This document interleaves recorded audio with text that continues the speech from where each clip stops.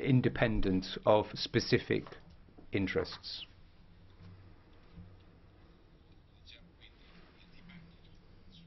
I would like then to start the debate. The first speaker is Manfred WEBER on behalf of the European People's Party. Mr. President, dear colleagues, last week officially we received the letter, and it took 9 months to write a letter of 6 pages. So finally, I have to say, we received now the letter. Today it's the day of the European Parliament. So the signal of today is that we are ready, we can start, and hopefully after the vote we can say we are united, we stay together in these negotiations. I thank first of all Guy Verhofstadt for his work to prepare our resolution, and the message is clear on the procedure. First, divorce, then second, future treaty, then we underline what should be the atmosphere in the negotiations. We want to have a fair, constructive atmosphere. We build on trust. Then we have defined our priorities about citizenship. Don't play with the legal uncertainty of citizens. We are underlining that the Northern Ireland question is for us a decisive one. Avoid a hard border in Ireland. And then we have to talk about money. So the top priorities are defined. And then finally, we hope that London is respecting that the EU27 will continue. So the Rome Declaration is clear, and we have to talk about our future in our union. Point is, from our point of view, decisive, dear friends, dear ladies and gentlemen. It's a very fundamental question, and that is, what means leave? What means to leave the European Union? For example, about the security question. I heard last week that Theresa May said that they want to stay in Europol. So, dear friends, Europol is obviously a European agency. It's the European Union who is organizing Europol. They want to stay. So, means leave, no access anymore to Europol, to Schengen Information System, or means leave to stay. Then we talk about the research union. Cambridge, Edinburgh, Paris, Milan are working strongly together. Does this mean with leave that there is no cooperation anymore, because that is Europe at the moment, that is the European Union financing this? And then single market. Trade is positive. Does leave mean no access anymore to the single market? Does leave mean no cooperation anymore? I fear London thinks that we find a perfect deal, and that means we take the positive points and we leave the negative points. And I have to clarify, this will not happen. Cherry picking will not happen. A state outside of the European Union cannot have the same or better conditions than a state inside of this European Union, dear friends. Liebe Kolleginnen und Kollegen, colleagues, what is it that we're doing here right now? Take Northern Ireland. Many colleagues from Belfast are now coming to us with concerns about the peace process being under pressure. Or Gibraltar. I mean, you can laugh about the possibility of armed conflict, but in fact the Prime Minister of a big country, the United Kingdom, has had to make clear that there are no military activity, that it is not about military activities. Then there's digitalization, security issues. These are the things we should be discussing, not last century's debates. Colleagues, this demonstrates that we've taken this debate in the wrong direction, led by the nationalists and populists. Let me say to the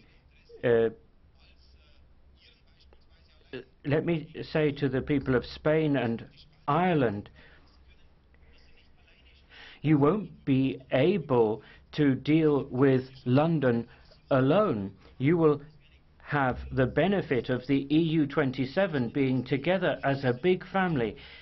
Irish interests are not just Irish interests, they're also European interests, and Spanish interests are also European interests. And finally, withdrawal from the European Union. Theresa May said it's not withdrawing from Europe. Well, indeed, the people are going to stay in Europe, but the European Union is an idea. When the European Union's foreign ministers discuss Ukraine, discuss Syria, the United Kingdom will be excluded. The United Kingdom is walking out of all of these international discussions. Colleagues, we are going to remain partners and friends, but the United Kingdom has to accept the fact that there will be a tough negotiating position on the European Union side. Thank you.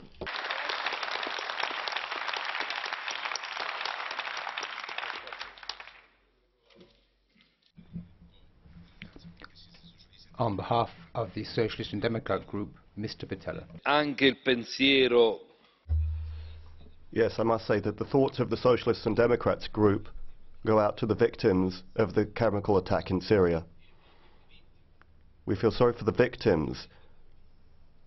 20 children or more have been killed. That's an absolute scandal.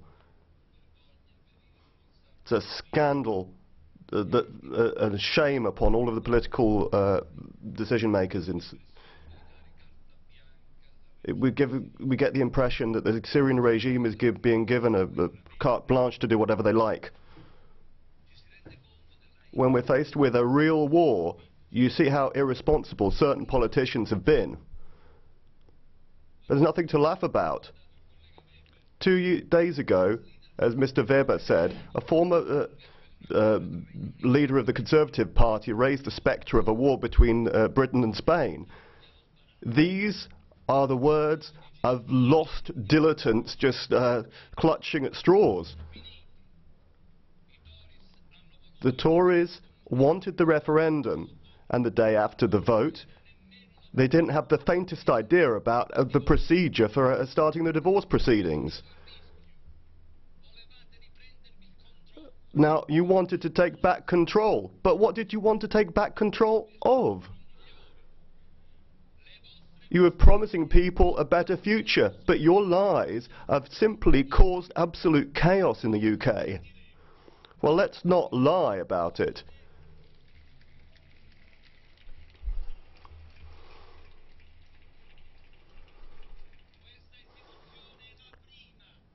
This institution is the first to respond, and I would like to thank Mr. Verhofstadt because he has put in a lot of work on this resolution, and we will not give our consent if the conditions set by the resolution are not respected. We want to have respect for the rights of European citizens that are now threatened by Brexit. We have to speak truth. A country outside the European Union cannot benefit from the same conditions as members do.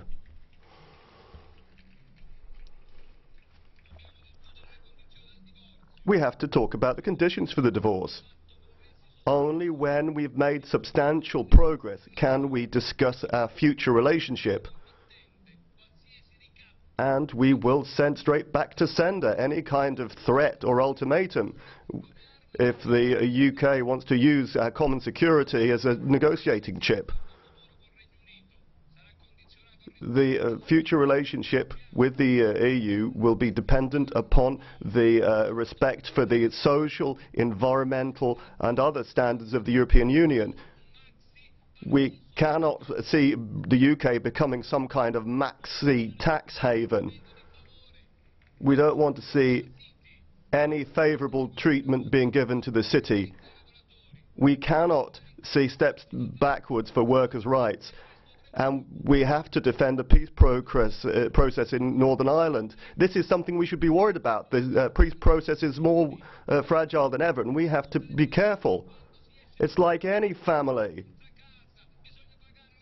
that if you leave the house, you still have to pay the bills for electricity, gas, etc. It's not treating anyone badly, it's simply doing your duties. Brexit shows us that the EU cannot simply be the sum of national interests or just a single market. Rather, we are a community of values where we express solidarity. So Brexit could be a chance for us to build our unity around a common destiny. Thank you very much.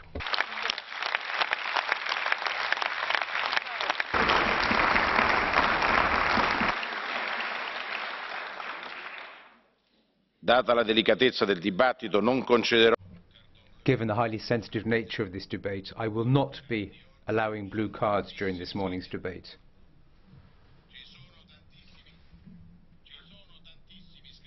I have an extremely long list of speakers. Every group is allowed to set out its own position for or against Brexit.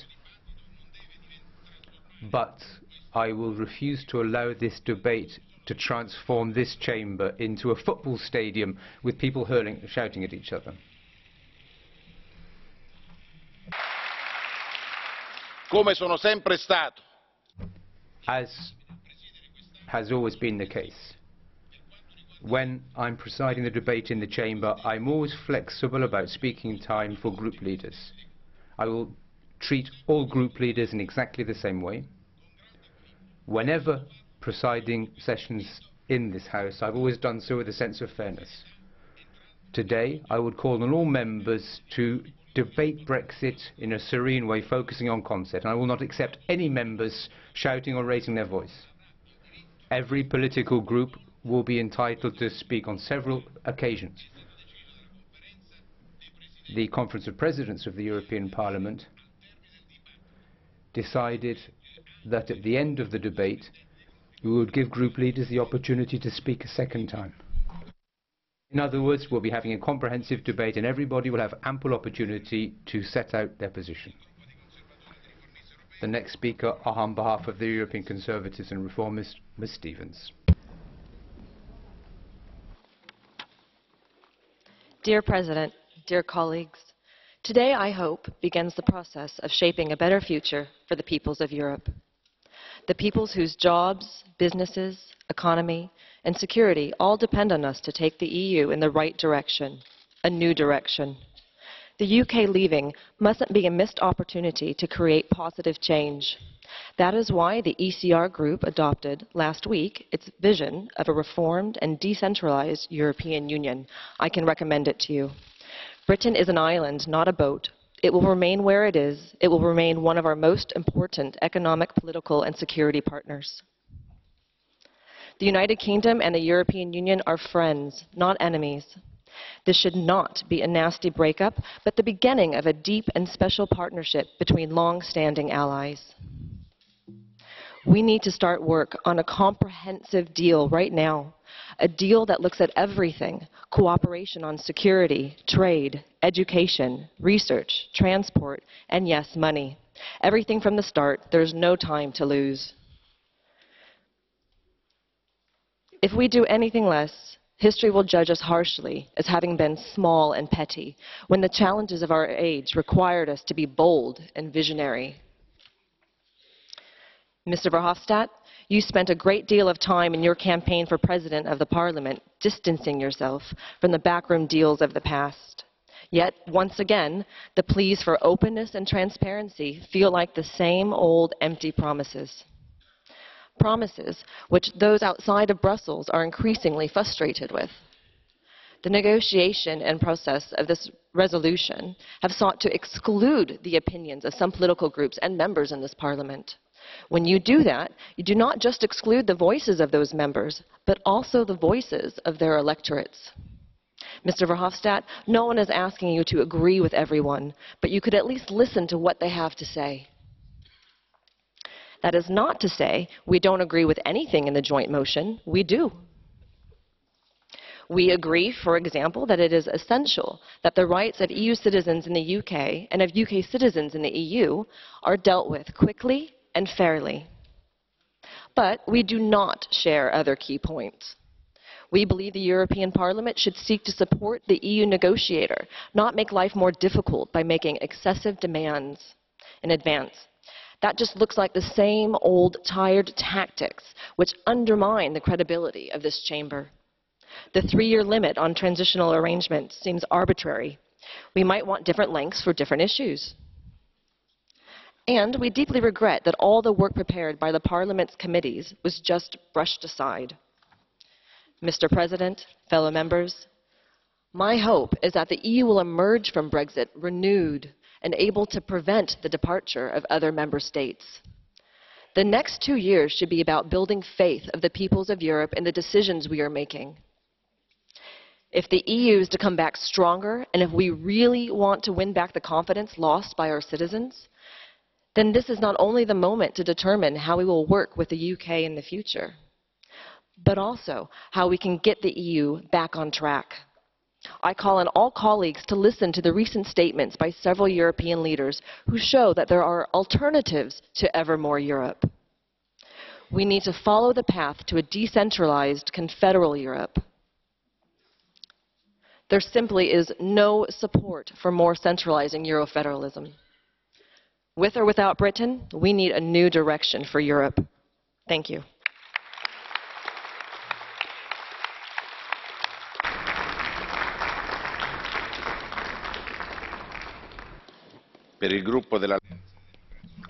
On behalf of the Alliance for Liberal Democrats in Europe, the next speaker is Mr. Verhofstadt.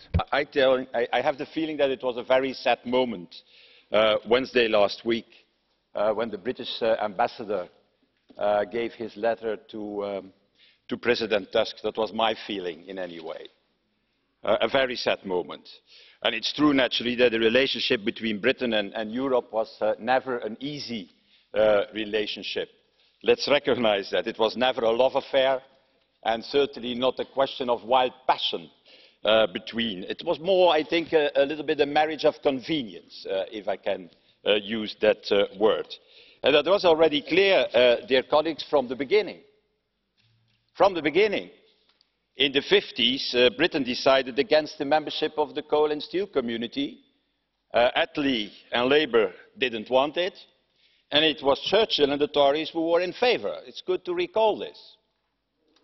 And in 1955, during the start of the common market, well, yeah, Britain walked away from the table where we negotiated that. And in the early years of the Union, it was the British Prime Minister, Macmillan, who looked at the continent with nothing less than suspicion. What were they cooking up there in Brussels? Were they really discussing coal and steel and customs union? Or were they also talking politics in Brussels?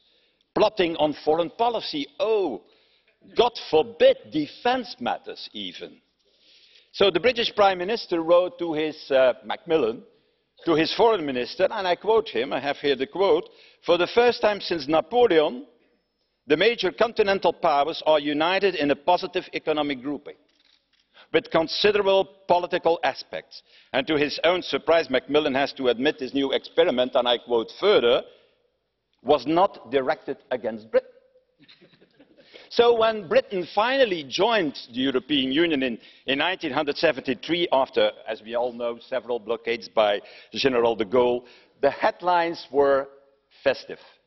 You have to read even the whole press in Britain. In 1973, it was a great day for Britain to join the European Union.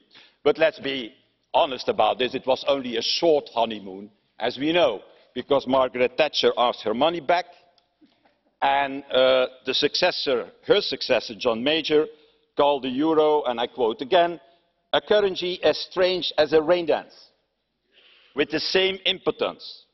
Well, I have to tell you that the pound slipping against the euro as we see today was not exactly what Major expected at that moment. But the rest, all the rest, let's be honest to each other, is history. Perhaps let's recognize it between us. It was impossible maybe to unite Great Britain with the continent, naive maybe to reconcile the legal system of Napoleon with the common law of the British Empire, and perhaps it was never meant to be. But, and that's important, and I hope the EU plot is also, our predecessors should never be blamed for having tried to. Never, I think, because it's important in politics as it is in life, to try new partnership, new horizons, to reach out to the other at the other side of the channel. As I am also convinced and 100% sure about one thing, that there will be one day or another, dear colleagues, that there will be a young man or a young woman who will try again, who will lead Britain again into the European family once again. And a young generation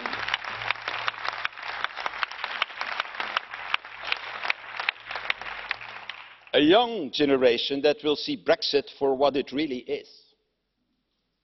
A catfight in the Conservative Party that got out of hand. A loss of time, a waste of energy, and I think a stupidity. Although I continue, dear colleagues, although I continue to think that Brexit is a sad and regrettable event, I believe also it's important that we remember something. Remember what Britain and Europe in these more than 40 years have achieved together.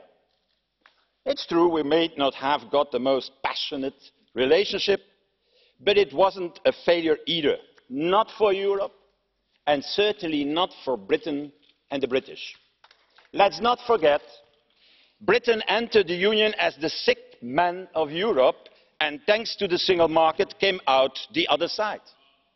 Europe made Britain also punch above its weight in terms of geopolitics, as in the heyday of the British Empire. And we from all sides must pay tribute also to Britain, to Britain's immense contributions, a staunch, unmatched defender of free markets and civil liberties. And thank you for that, because as a liberal, I'll tell you, I will miss that in the future. Colleagues, within a few weeks we will start the process of separation. And I think, Mr. Juncker and Mr. Barnier, the goal must be to have a new and stable relationship and a deep and comprehensive partnership and association between the UK and the EU that certainly will be very different, as we all know, from membership. And let's, in this new venture, always remember one thing. Our common bonds, our common culture, our common and shared values, our joint heritage, our history. And let's never forget that together we belong, in fact, to the same great European civilization. From the Atlantic port of Bristol, I go even towards the banks of the mighty river, the Volga. But maybe a little bit too far for the moment. But let's be honest, and that will be my final point, Mr. President. Brexit is not only about Brexit. Brexit has to be, dear colleagues, also about our capacity to give rebirth to our European project. Because let's recognise, Brexit didn't happen by accident. And even when, since Brexit, we see, I call it, a change for the good in the mood of the public, let's not fool ourselves. Europe is not yet rescued. And Europe is not yet recovered from the crisis. Europe is still in need of change. I think in need of radical change. Change towards a real union, an effective union, based on values and based on the real interest of our citizens. And a union also, and I want to conclude with that stands up against autocrats. Autocrats who close down their universities, to give one example. Autocrats would throw journalists in jail, as is happening today. Autocrats who make from corruption their trademark, and who yesterday, as we all have seen, beyond any humanity, bombed again innocent women and children with chemical weapons in Syria, to give the most nasty example. So I think, Mr. President and dear colleagues, let's, in these negotiations, we'll have to start now, in the coming weeks, never forget why our founding fathers, British and other Europeans alike, launched this European project. And there are three words. That is freedom, that is justice, and it is peace. And I think it's three great things where it is worth to fight for. Thank you very much, colleagues.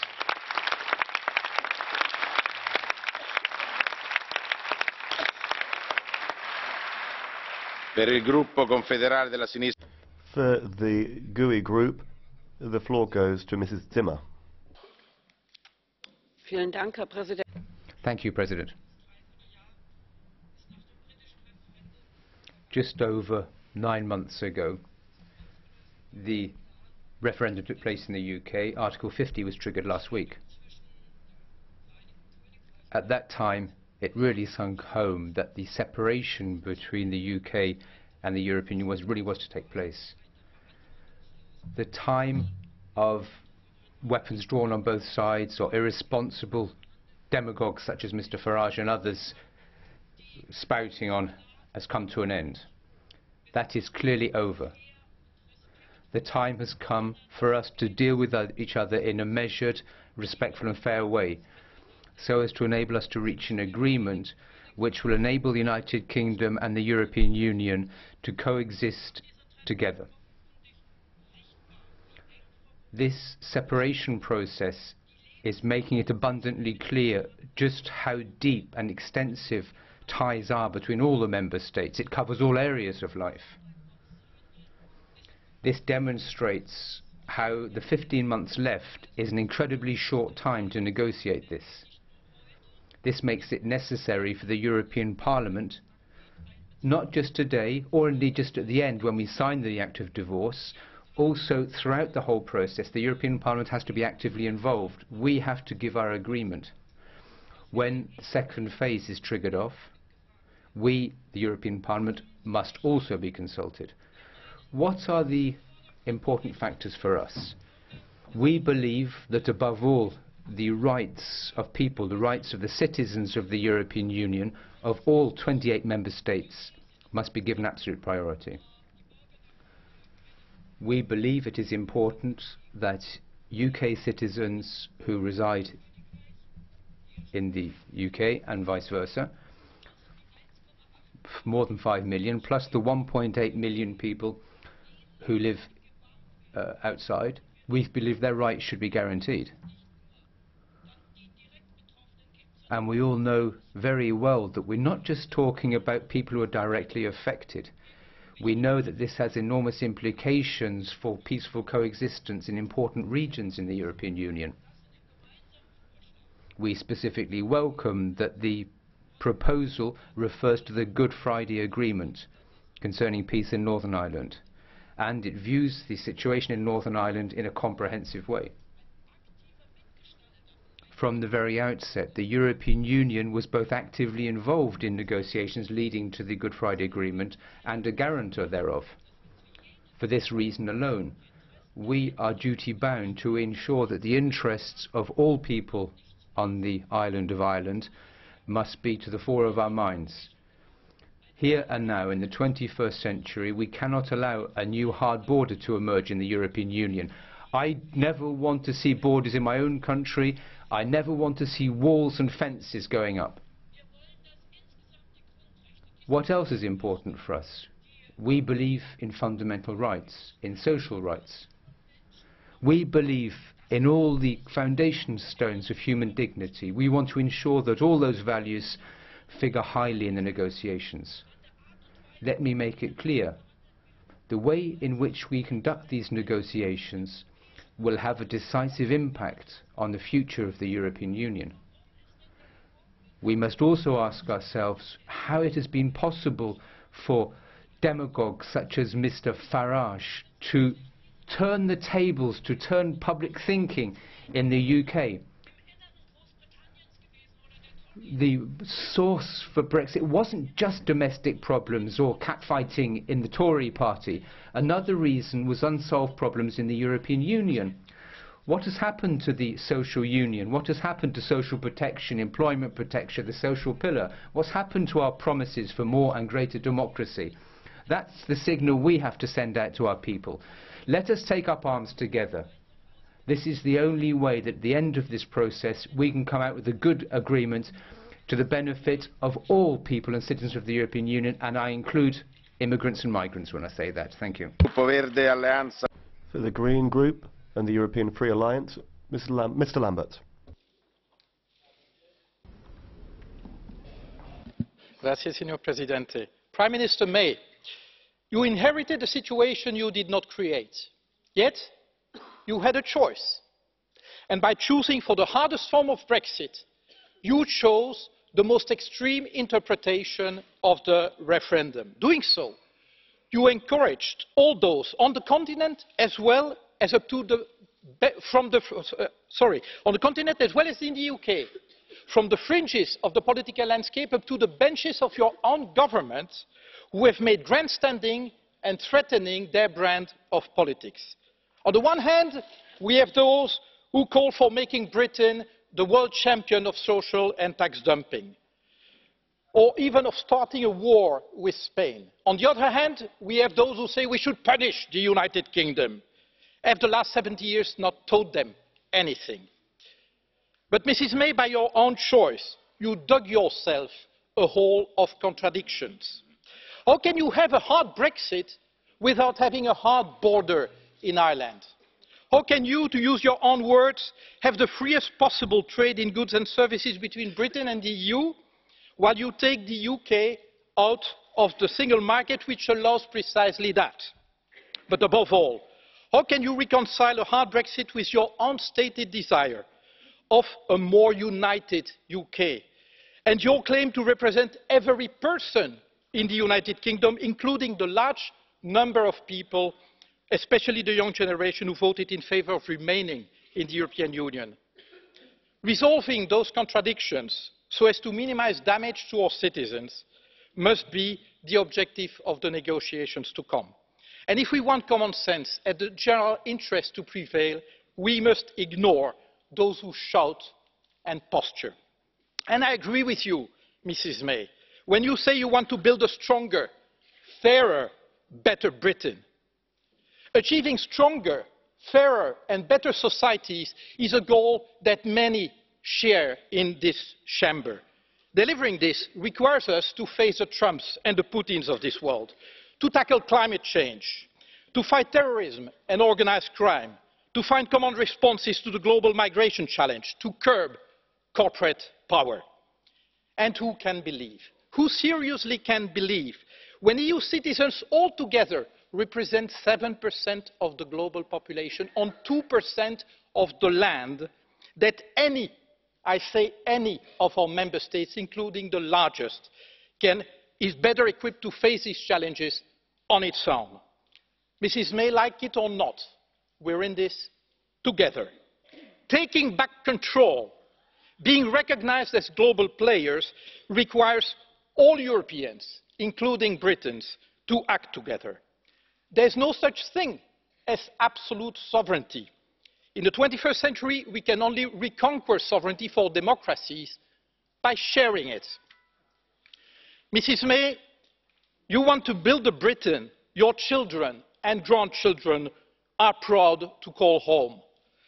Let me remind you that as we speak, many of your own citizens are proud to call not just Britain, but Europe home. Let us not let them down. Thank you very much.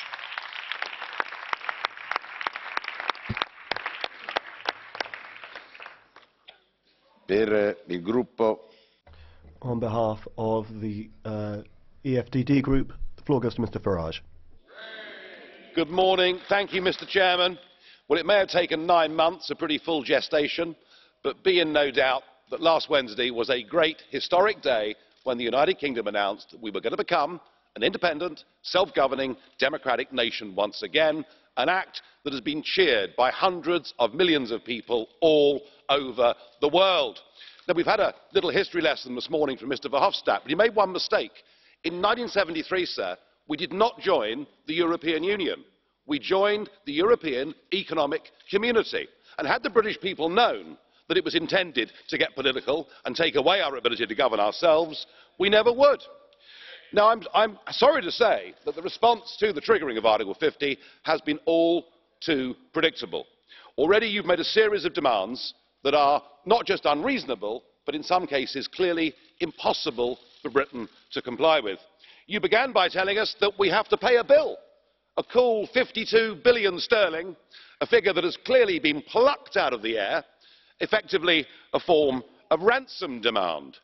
What you could have acknowledged is that we've put net over 200 billion sterling into this project, we're actually shareholders in this building and the rest of the assets, and really, you should be making us an offer we can't refuse to go. And the ever-charming Mr Verhofstadt, the Parliament's chief negotiator, in his resolution that we're to vote on later today, tells us that we cannot discuss potential trade deals with anybody else in the world until we've left the European Union. That has no basis in treaty law whatsoever, and it's rather like saying you can't guarantee yourself a dwelling for when you leave prison, and I trust the British government will completely ignore you. And of course, Mr Tusk, who is not with us today, I suspect that he's still crying. He looked pretty tearful, didn't he, after the British ambassador delivered the letter last week. He tells us in his memorandum that any future trade deal must ensure that the United Kingdom is not allowed to have a competitive advantage. This is all impossible, and you add to that the hypocrisy of, on the one hand, saying the EU will negotiate as one, and clause 22 of the Tusk document saying that actually Gibraltar, that the Spanish can have a total veto over the whole trade deal if they're not happy with the sovereignty of Gibraltar. We believe in national self-determination. Your aim and ambition is to destroy nation-state democracy. Gibraltar is clearly a deal-breaker on current terms. You have shown yourselves with these demands to be vindictive, to be nasty. All I can say is thank goodness we're leaving. You're behaving like the mafia. You think we're a hostage. We're not. We're free to go. We're free to go. And 85, and now I do understand. Onorevole Farage. I do understand. Onorevole Farage. Sorry, Mr Farage. Listen, I'm trying to give you the chance to speak and say everything you want to say. But if you're talking about the mafia, you're saying this Parliament is behaving like the mafia. As far as I'm concerned, that's unacceptable. I do understand. I do understand, sir, Mr President, I do understand national sensitivities. I'll change it to gangsters. All right? And that is how we're being treated. We're being given a ransom note. But what must be very difficult for all of you to get into your minds is there is a bigger world out there than the European Union. 85% of the global economy is outside the European Union. And if you wish to have no deal, if you wish to force us to walk away from the table, it is not us that will be hurt. Do you know, we don't have to buy German motor cars. We don't have to drink French wine. We don't have to eat Belgian chocolate. There are a lot of other people that will give that to us. A return to tariffs will risk the jobs of hundreds of thousands of people living in the European Union, and yet what you're saying is you want to put the interests of the European Union above that of your citizens and your companies. And if you continue with that route, it won't just be the United Kingdom that triggers Article 50, there'll be many more to come.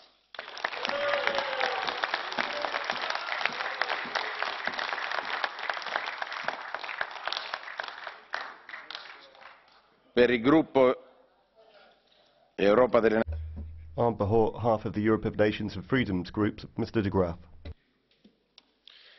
Mr. President, I send my congratulations to Ms. Theresa May, to the United Kingdom and the British people. And I say to them, you have regained your freedom and your sovereignty by invoking Article 50, by leaving the European Union. You have now regained the opportunity to flourish as a nation, to control your borders, to make your own laws, to make your own trade deals. The bureaucrats from the EU will try to make you pay about 60 billion.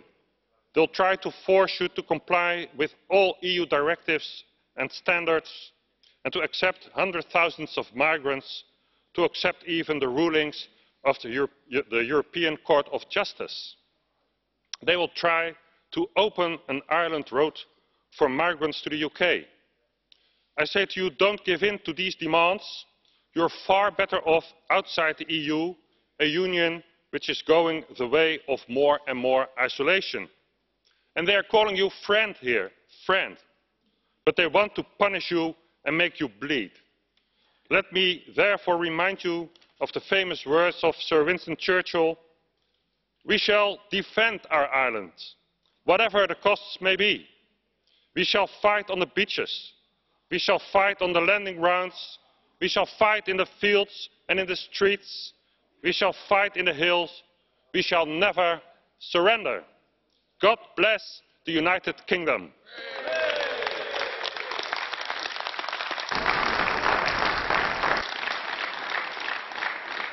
La parola, onorevole. The floor goes to Mr. Wolf on behalf of the non-attached members. Thank you, Mr. President. As Brexit negotiations begin, it is a joy to watch the towering masters in the art of EU diplomacy in full flow here today. Those like Mr. Weber, whose bellicose, threatening and theatrical words no doubt entertain this chamber, but are like a pen with no point in the negotiating rooms. He said on his recent tour of the British media that politicians who fought for Brexit were allowed to grow up in a free Europe and that the UK should now pay more. Well, Mr. Weber, may I remind you that the freedom that you say you promote came at a mighty cost to Britain. It came in the blood and sacrifice of millions of Britons, those who, like my grandfather, when asked, unhesitatingly fought in the sands of Africa so Europe can be free. It came in the 120 billion it cost Britain to fight a German dictator. It came in the 5 trillion Britain contributed to NATO to help build a shield of freedom around Europe from communism. It came on the 500 billion or more we have contributed to the EU and the billions more we spend each day, more than we receive. Mr. Weber, on Radio 4 you asked, "Mrs. May, please tell me what leaving the EU means." Well, I will tell you. It means we are leaving a European Union that has forgotten the costs and sacrifices Britons freely gave to ensure you are free to exercise your diplomacy of the defeated in this chamber of the forgetful. Thank you.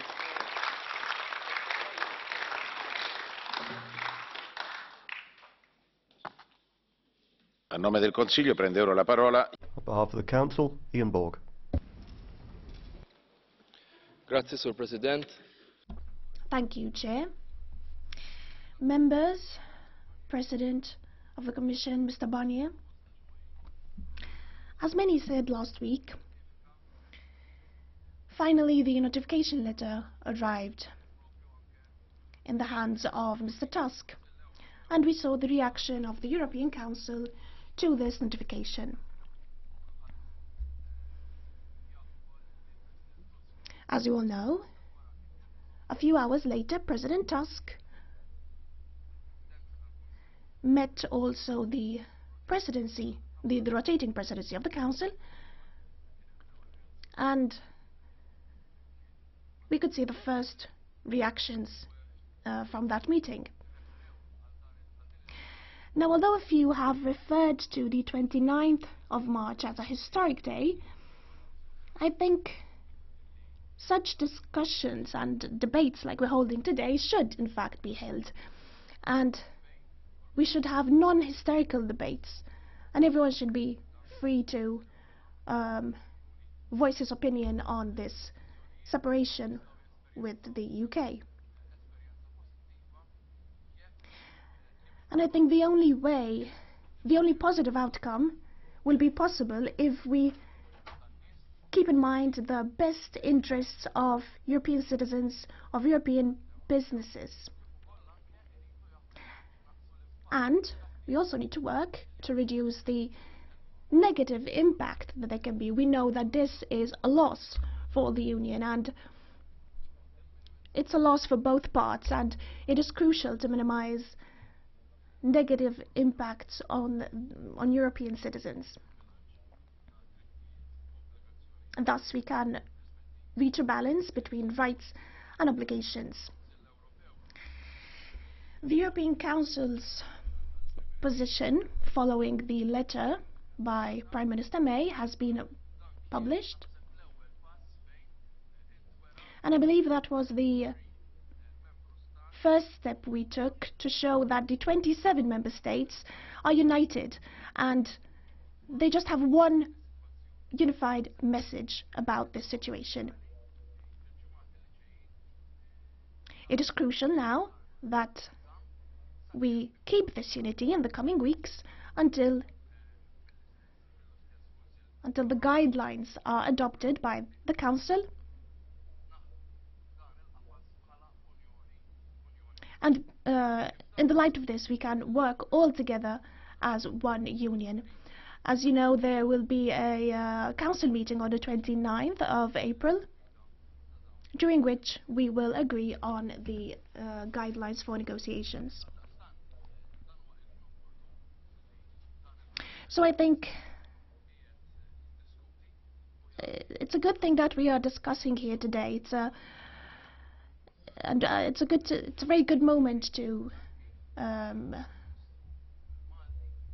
voice our opinion on the negotiations. I would like to remind you that even the Prime Minister of Malta, when he was addressing this Parliament,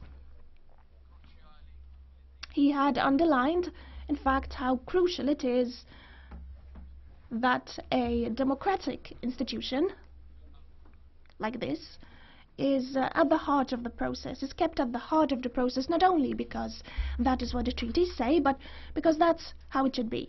And I can assure you that the Prime Minister and the Maltese Presidency have voiced that position in every meeting during these last 3 months.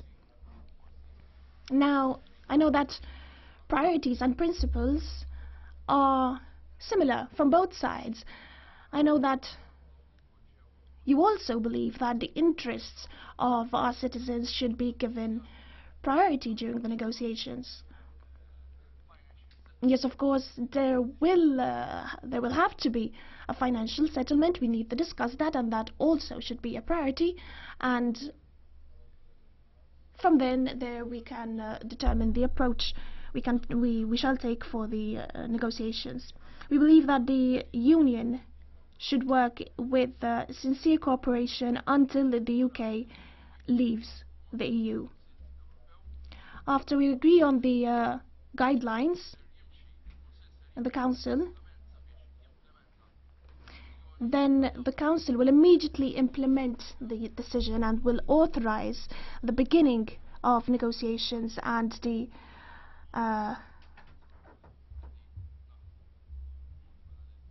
rest of directives that we are working on in a parallel fashion.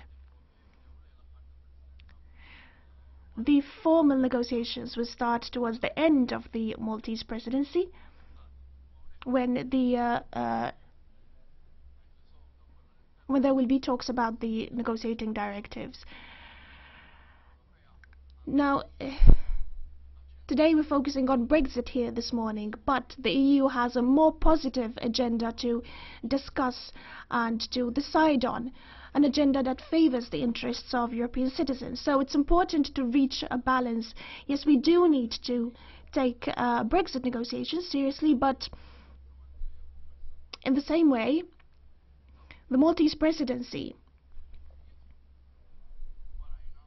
and I'm sure also the coming presidencies, and you as Parliament, I'm sure we are all committed to continue working on the various dossiers we need to work on in order to continue to deliver positive answers that European citizens are ultimately expecting from us.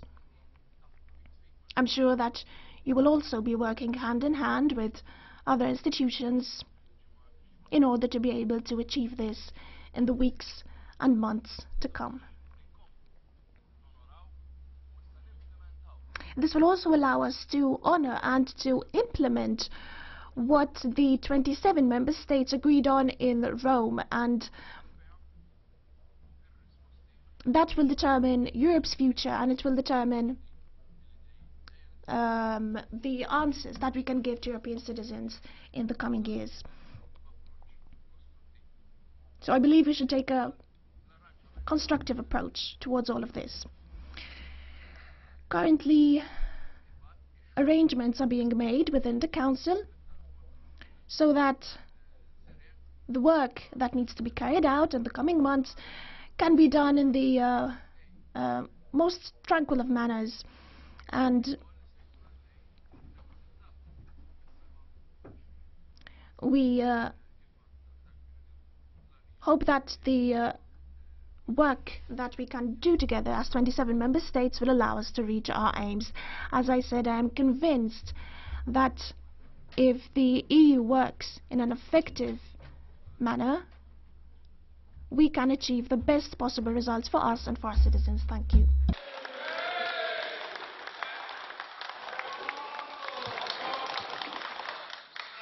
The floor goes to the President of the European Commission, Jean-Claude Juncker. President, buongiorno, honourable members, the Council, ladies and gentlemen, there is no better place to start a debate on our negotiations with the United Kingdom than in the place where they are supposed to end in less than 2 years' time. In a defining and challenging moment for our Union, the role of this Parliament is more important than ever. You must scrutinise and validate the final agreement. No negotiation, no separation without representation.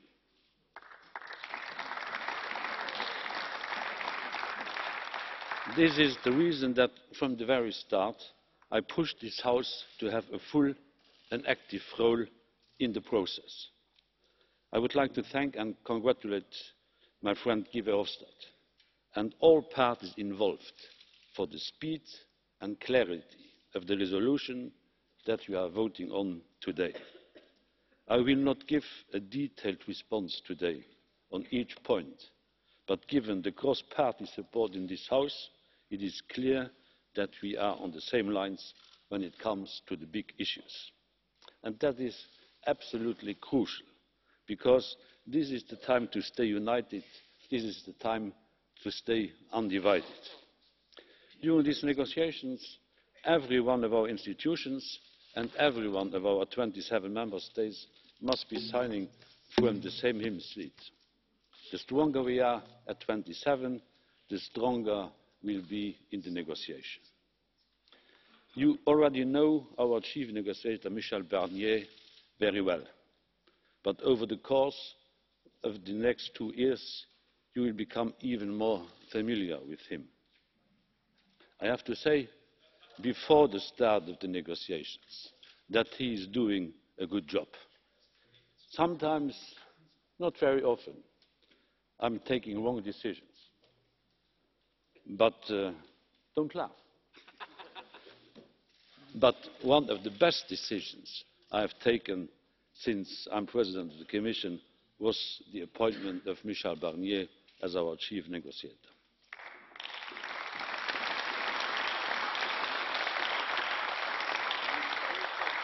It is normal that your Parliament will have a say on the final deal. But more importantly, you are the checks and the balances during the negotiations themselves. This is fundamentally a constitutional question for our Union. A third country cannot have the same benefits as a member state. This Parliament must and will ensure that this reality is fully upheld over the course of the next 2 years. We will, of course, negotiate in friendship and openness, not in an hostile mood, with a country that has brought so much to our Union and will remain close to our hearts long after they have left. But this is now the time for reason over emotion. Sehr verehrter Herr Präsident, President, ladies and gentlemen, colleagues, in these negotiations, what's at stake is not just treaties and paragraphs and provisions. It's not just diplomatic ping-pong or intergovernmental blah blah. What's at stake here are the lives of millions of peoples. Millions have family or professional links to the United Kingdom. They have taken life decisions. They have thrown themselves into their work with confidence in the trustworthiness of the European Union. They've sent their children to school. They've set up successful businesses. They have built a life that they expected to be able to continue. And if we do all of this, we have to work on their behalf. The Commission is speaking to all of those directly affected on both this side and the other side of the Channel. Workers, students, pensioners should not be the ones who pay the price for Brexit. People are not negotiating chips.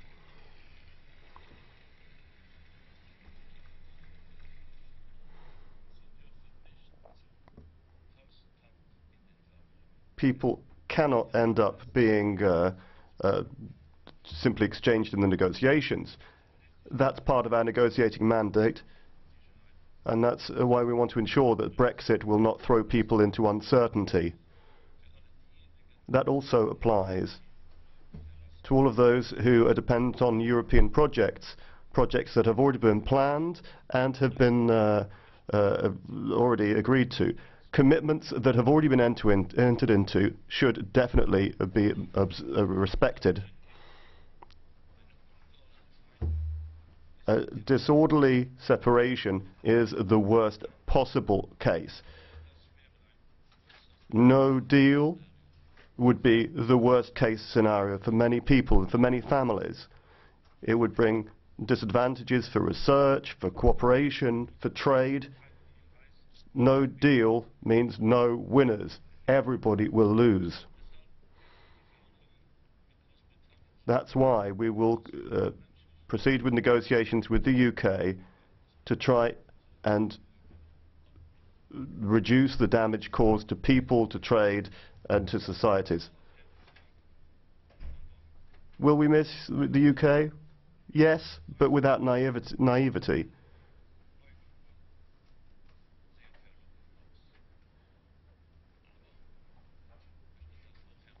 Now, I want to say this to Mr. Farage. It's not the European Union that is leaving the UK. It is the UK that is leaving the European Union.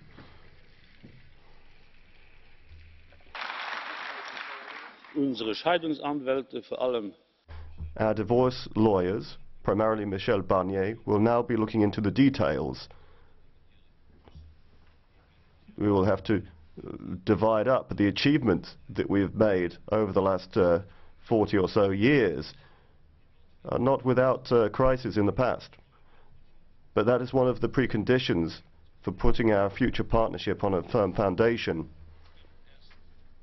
Solid partnerships can only be rebuilt after clear sorting out of the previous relationship. We cannot talk about the future at this point. The questions about the future can only be dealt with when the questions arising from the past are fully resolved. Monsieur le Président, Mesdames. President, ladies and gentlemen, members, the choice of the United Kingdom to leave the European Union is indeed a choice that will bring an end to the EU with 28 members. And that makes us sad, profoundly sad. The choice of the British people, however respectable that may be, does not fit into the march of history, not European history and not global history. The separation that's been announced will lead to a new birth, the birth of an EU with 27 members. This EU with 27 members is already up and running and functioning. Since September last year, the 27 members have met. We met in Bratislava to put forward a route map which sets out our priorities for the coming years. This work continued in the Malta summit in February and fed into the document produced of the celebrations for the 60th anniversary of the Treaty of Rome on the 25th of March. So, we've dissolved our vows of marriage, but we feel that we have done our duty, our continental duty, but we will continue to build the European construction with energy, and indeed with renewed energy. When we met in Rome, and at the same time, in many European cities, there was a popular mobilization on the streets, and there was a vigorous demonstration of confidence in the European project. And I must say that all of those who stood in our streets and marched for Europe, they remind me of the founding fathers of Europe, and I say that with some emotion.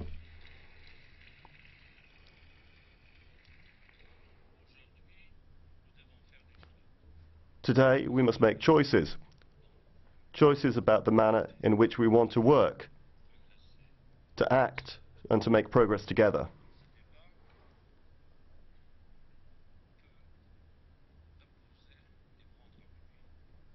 This debate can be based upon the white paper produced by the Commission. The debate on the future of the EU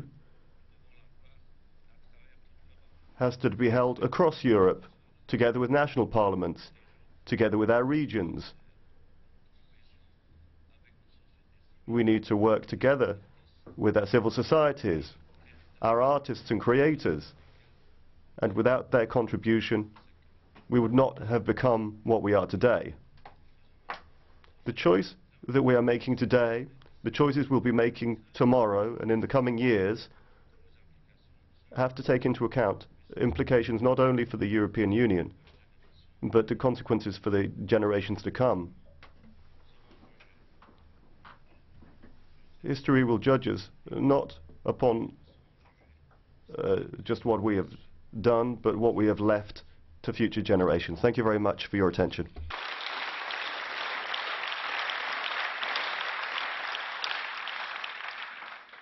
Maintenant, je donne la parole à Michel Barnier. I'll now give the floor to Michel Barnier. Merci, Monsieur le Président. Thank you, Mr. President, and good morning to everybody. Honourable members, I'd like to thank the President for giving me this opportunity to address this House as chief negotiator. I'd like to thank Mr. Jean-Claude Juncker for the trust he has placed in me. I'd like to thank all of you for the work that's already been done under the aegis of President Tajani in the political groups and committees. I'd like to thank Guy Verhofstadt and his team. Your work has been constructive and effective, and I'm sure it will continue to be so. Honourable members, your resolution will be the first political standpoint issued by a European Union institution to the letter addressed last week by Prime Minister Theresa May to the President of the European Council. That being the case, you set the tone as you address the British government, the EU 27 and the citizens of Europe. As for ourselves, we also understand there will be a message addressed to us. Our shared objective is a successful negotiation, a successful agreement, and that requires 3 conditions to be fulfilled, and let me run through them now. Firstly, as has been highlighted by Jean-Claude Juncker, we need unity. United, we can better defend the interests of the 27 EU member states and their citizens. And as the various presidents of political groups have said, we also defend the fundamental principles and values that the European Union, the European project has been based on since its very inception. Unity is necessary for the Union, but also for our partners in the UK.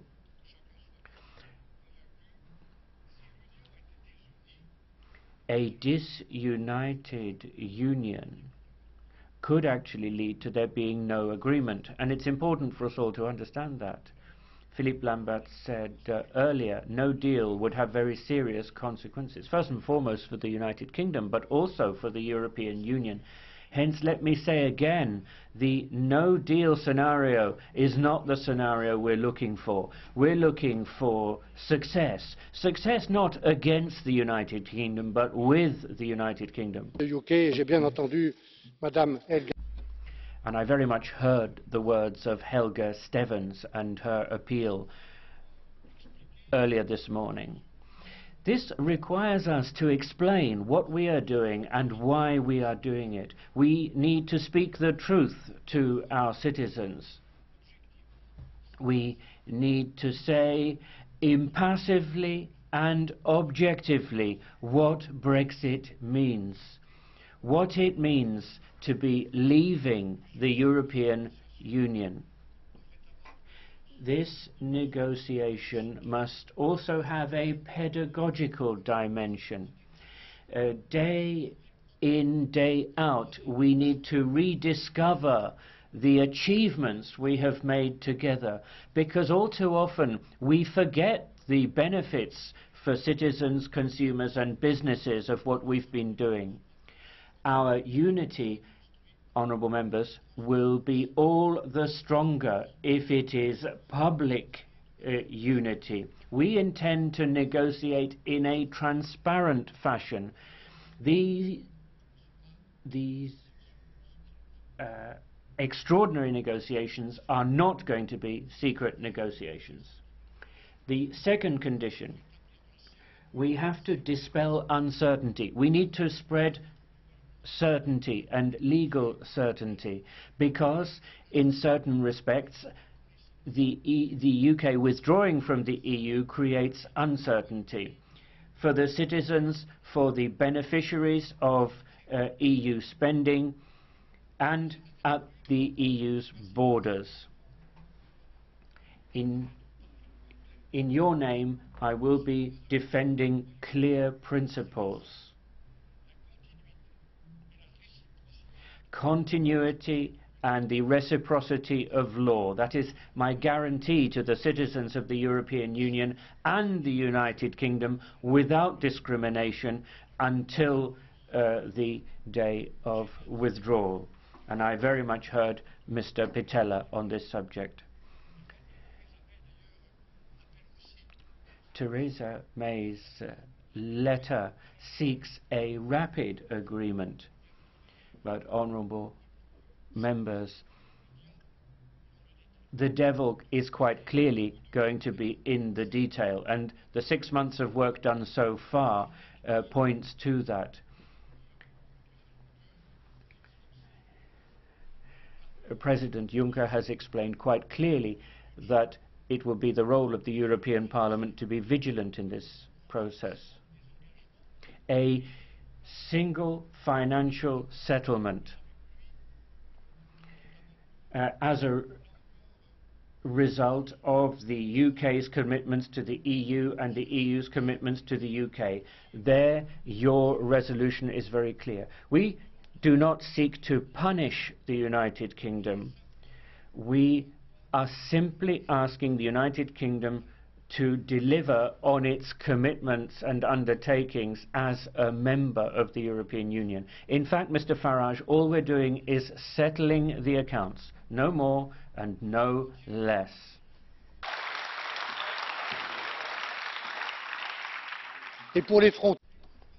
And now to the borders, not least Ireland, to which Gabriele ZIMMER pointed. We will have to find arrangements that don't upset the existing fragile balance in the dialogue, notably the Good Friday Agreement. And our solutions will have to be compatible, of course, with EU law. Order and putting them into perspective.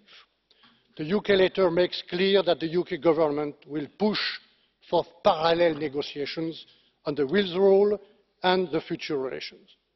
This is a very risky approach. To succeed, we need, on the contrary, to devote the first phase of negotiations exclusively to reaching an agreement on the principles of the exit. We are not proposing this to be tactical or create difficulties for the UK. On the contrary, it is an essential condition to maximise our chances to reach an agreement together within 2 years, which is very short. This is also our best chance to build trust, as Manfred Weber mentioned very clearly, to build trust before proceeding to the second phase of negotiations. This second phase will be devoted to scoping our future relation and to discussing necessary transitory arrangements. To put it differently, the sooner we agree on the principles of an orderly withdrawal, the sooner we can prepare our future relation. In trade, obviously, a free and fair trade agreement, a level playing field, but also in security and defence. It is on the basis of these three conditions, unity, lifting uncertainty and phasing of negotiations, that we can succeed. And your resolution will set the tone. My hope is that the European Parliament makes these three conditions its own. Pour finir, Mesdames et Messieurs les... To conclude, honourable members of the European Parliament, Mr. President, let me say a few words about the work we're going to do together up until the end. Mr. Juncker has described our essential role right up until the end. We start with your resolution, and in 2 years' time we will have your vote on the withdrawal. And you will have, honourable members, the last word. It is in the European Parliament that the democratic debate underpinning this negotiation will take place. And this is not going to be a negotiation like any other. This debate will take place here and in the member states, and this debate is essential to make Brexit a success and to put in place successful arrangements for the future, arrangements which will have to be ratified by this Parliament and the parliaments of the member states. All the way we'll be working together, and it is therefore a pleasure to address you today. I'm glad to have had this opportunity to address you in the presence of President Juncker and the Maltese presidency. I look forward to continuing to work with President Tusk and the European Council on the eve of the extraordinary meeting of the 29th of April. I shall continue to work with you, your Conference of Presidents, your Conference of Committee Chairs, all of your political groups. I am here at your disposal, as is my team. Thank you very much indeed.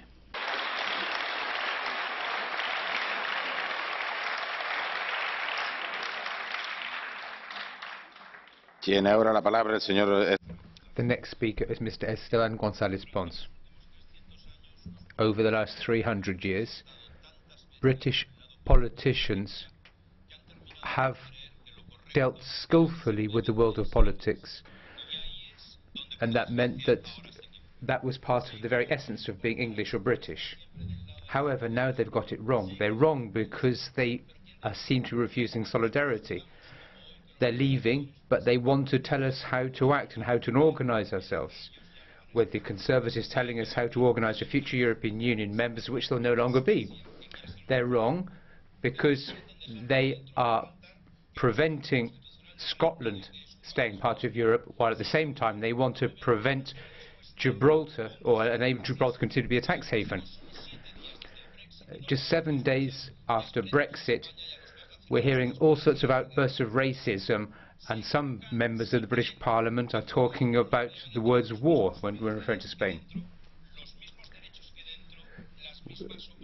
They want to have the same rights, the same opportunities, the same chances when they were members of the European Union. They've got it wrong, though. They seem to believe that Europeans would have a war than a good agreement. They're wrong. If the European Union accepts the European Union is divisible, the UK is also divisible. They're also wrong if they believe that the EU won't defend all its member states and their interests, that we'll simply give in. Europe and the European Union is the biggest market in the world. It's also the largest area of peace, security and prosperity in the world. Europe is the world's largest provider of social services. It's the great survivor of the 20th century. We will not simply surrender. You're absolutely wrong if you think that we're not sad that you're leaving. We're profoundly sad. Unfortunately, this time it's the UK which has chosen the wrong road in history. I say this with a profound sense of friendship. I say this with a sense of loyalty. You have got it wrong. You are going to commit self-harm while at the same time harming all of us. Once again, with a sense of friendship, I hope you think again and get it right. I hope that you won't be blinded by arrogance. Thank you. La parola ora all'onorevole. The next speaker is Mr. Gualtieri. President, with this resolution, the European Parliament takes a clear, strong and balanced position on the negotiations with the United Kingdom. We regret the decision to leave the EU, but we respect it. We also know and will not forget that a large number of UK citizens voted to remain because they understand that the European project is the only way to protect and to recover our sovereignty in the globalised world. Our guiding principle in the whole process will be to protect the rights and interests of the citizens we directly represent. We want to ensure an orderly withdrawal of the UK from the EU, avoiding a no-deal scenario which would have negative consequences for all, but in particular for the United Kingdom. For this reason, we call on the UK government to agree as soon as possible on the principles of the withdrawal provisions in order to allow to begin talks on the main features of the future relationships and on the necessary transitional arrangements. We fully support the sequencing exposed by Michel Barnier. In this context, the Parliament will pay particular attention to the need to protect the rights of the EU27 citizens living or having lived in the UK and vice versa, because people, as President Juncker said, are not negotiating chips. We will also ensure that the financial settlement will cover all the commitments and liabilities, and we will insist on the absolute need to safeguard the Northern Ireland peace process and to avoid a hardening of the border in Ireland. The future relationship between the EU and the UK should be a close partnership based on balanced and comprehensive agreement, but it could not provide similar benefits to those enjoyed by the Union member state. The European Parliament will not accept any trade-off between security and economy, nor any cherry-picking, and we will want an agreement which is fully in line with our standards on environment, fight against tax evasion and protection of social rights. I am confident that the vote will show that this Parliament is united along this principle, that we back the EU negotiator and that we will honour our constitutional obligations, contributing to the unity of the EU, to a successful negotiation and to the defence of our common values and project.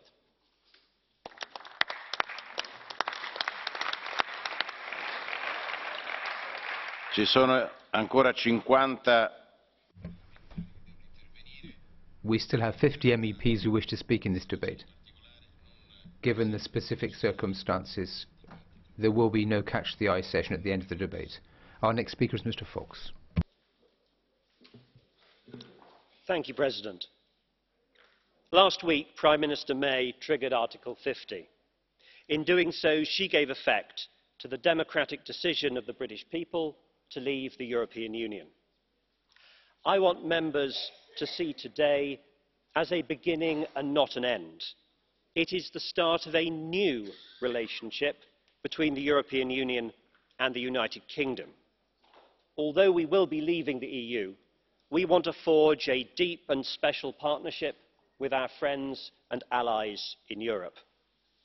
The negotiations that follow will be difficult at times, and you'll sometimes hear an angry voice.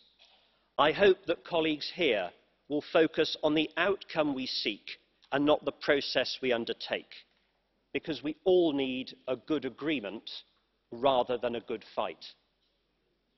This Parliament has a role to play in ensuring we protect our citizens. I want the rights of all EU citizens in the UK and all British citizens in the EU to be guaranteed.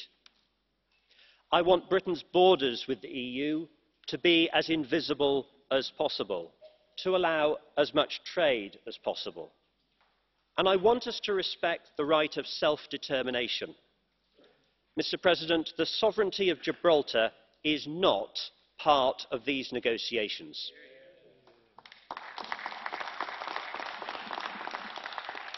My group was disappointed that Mr. Verhofstadt felt he could only consult on the draft text with a few close political friends. And we also regret that he ignored so much good work by the Parliament's committees. Perhaps it was inconvenient.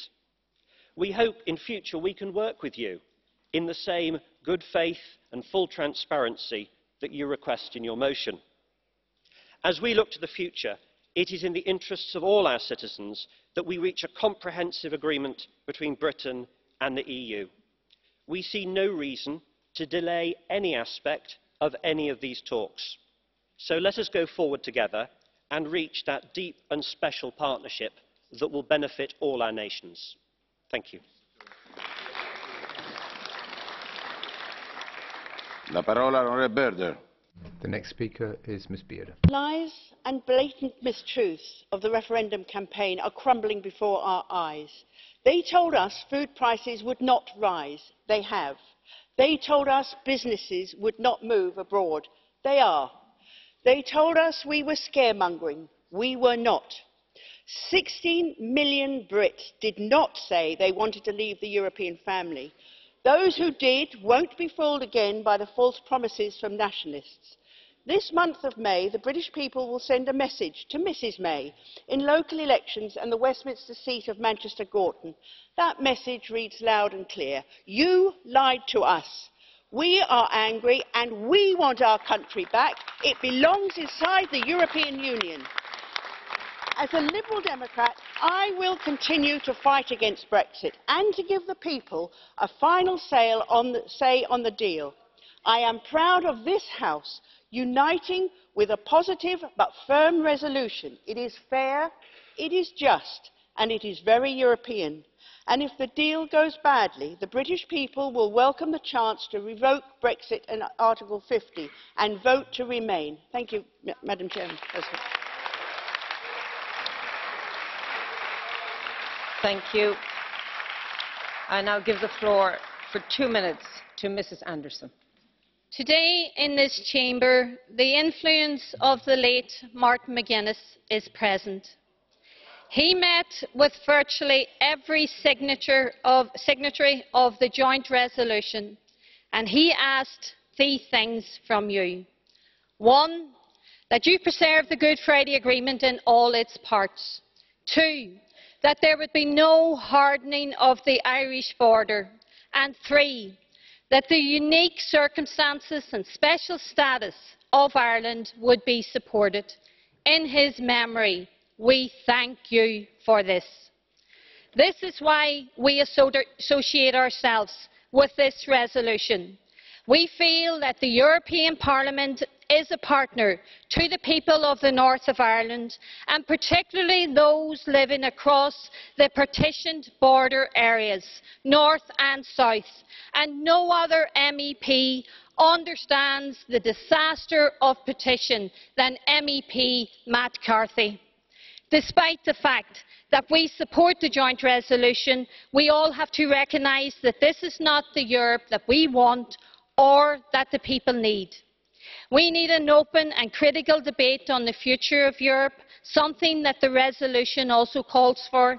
We need to engage the public in this debate. Together we can shape a better Europe, a more social Europe, a democratic Europe, a Europe of equals. We've done our part. Now it's a turn of the European Council meeting on the 29th of April. To the European Council I say, it's over to you. Enda Kenny, Taoiseach, your day has come. Now it's your time to stand up for the Good Friday Agreement in all of its parts. Irish citizens are depending on you. You must be the voice of the people north and south. It's clear from this resolution that Ireland has friends in Europe. And I want to end with a quote from Manfred WEBER, somebody that I don't usually quote from. He said, if the UK tries to endanger the Good Friday Agreement, we will not give our support to an agreement on Brexit. Neither will we, neither should the Taoiseach. So harness that support, Enda, and stand up for Ireland. Our next speaker for 1 minute, Mr. TERRICABRAS. Gracias, señora presidenta. Almost everything has been said on Brexit, even if nothing has been done so far. I will just underline 4 ideas that seem to me of the utmost importance on the subject. 1. The resolution of this Parliament voted today sets the framework of any future negotiation. 5 parliamentary groups have happily presented it. 2.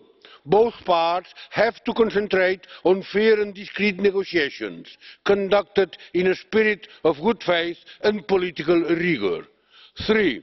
We will have to learn to divorce, since we have not been able to learn to live better together. That means we have to prepare a future that can make possible to combine the distance with the collaboration. 4. Finally, as President of IFA, I wish to express my conviction that both parts will be able to give a fair treatment, not just to the territories that express their will to remain, Scotland, North of Ireland and Gibraltar, but also to Wales. We have a long way in front of us. Let's honour each other, at least with 2 virtues, with loyalty and courage. Gracias, señora presidenta. 2 minutes, Mr. Nuttall. Thank you. I think what we've witnessed over the past week has been the unedifying spectacle of posturing and veiled threats. From the ludicrous suggestion that we will be saddled with a £50 billion divorce bill, although we're a net contributor to the EU budget, to the claim that no trade deal will be negotiated until the end of the Article 50 process. This, I guarantee, would cause immense damage to the economies of the European Union and would result in putting many of your citizens out of work. It's what we call in the UK cutting off your nose to spite your face. However, the most offensive position that you have taken is the proposal that Spain will have the right to veto any Brexit deal over the issue of Gibraltar. I want to make it clear in this chamber today, the people of Gibraltar are proudly British. In 2002, 99% of Gibraltarians voted in a referendum against shared sovereignty with Spain, and the wishes of the people should be upheld. I do, however, have a solution to prevent Gibraltar being used as a pawn in Brexit negotiations and indeed end Spanish claims once and for all. Make Gibraltar a fully integrated part of the UK. Give her and our other overseas territories their own Member of Parliament. Give Gibraltar real influence and a voice in Westminster, and send a clear message that Gibraltar is not for sale. In this area, we, the UK, can learn from our continental cousins, because the French give representation to their overseas territories, and I propose that we should too. I have been calling this for many, many years, and with the unique opportunities that Brexit has given us, I believe it is an idea whose time has come. Thank you. And now, for 1.5 minutes, Mrs. Atkinson. You know, I know what a divorce is like. I came through one, and you will too. Both parties seek to damage each other and the kids and blame each other. You know, the kids and the bank accounts get damaged. But my ex-partner, you will recover. Your hate will lessen, but you'll need a bit of counselling along the way. Jean-Claude, get off the booze. Donald's in denial. He's in depression, trying to claim Gibraltar as his own, as so often happens when you're splitting the divorce assets. And then you appoint a crack team of negotiators, only to find you've got Mrs. Maelstrom in there, and that she's not a trade negotiator at all. She's a sociology lecturer. And Guy, you sent in your army. You sent in your balmy army, sort of the one Spanish armada that's left to you to retake Gibraltar. But it didn't happen. And Northern Ireland. The only way that the Good Friday Peace Agreement is going to fail is if you start bombing us again. And one party thinks you owe them a bonus and an income for life just because they're injured. But our bill to you is £1 trillion of contributions. That's been the amount of money that we've paid into this place. And you fouled us, so we want that back. So it's not going very well. But do you know what? We don't want to damage you. We don't want to damage the kids and your finances. So let's complete a free trade agreement. Because if not, our friends at the World Trade Organization are looking jolly nice and very attractive. And I'm not seeking an affair in this divorce, but a partner for life. And I think that's where we're heading. Mrs. Dodds, 1.5 minutes. Thank you. The triggering of Article 50 was a good day for democracy in the United Kingdom. The Prime Minister upheld the democratic result of the referendum when the UK voted decisively to leave the European Union last June. However, I respect that for many in this place there is genuine disappointment, maybe some sadness, even some anger. In the negotiation to come on all sides, emotion must be tempered by a practical and positive willingness to find common ground. We have an opportunity to write a new chapter on cooperation in trade, security and prosperity. Whilst I have many difficulties with the text, not least on phasing, on finance, on trade, on Gibraltar, I am pleased that this resolution does recognise Northern Ireland's unique position in respect of the land border with the Republic of Ireland. Both the United Kingdom and the Irish governments have said there will be no return to a hard border. The Council's draft guidelines pledge a flexible and imaginative approach. All of these commitments are welcome. However, any solution must also respect that Northern Ireland will be an integral part of an independent United Kingdom. I hear and appreciate support for the peace process in this House. The greatest support for the process will come from stable government, and my party pledges to work hard to ensure that in this and in the outcome of Brexit, we will represent the best interests of Northern Ireland. Herr Brok, 2 minutes. Frau Präsidentin. Madam President, Presidents of the Commission and Council, ladies and gentlemen.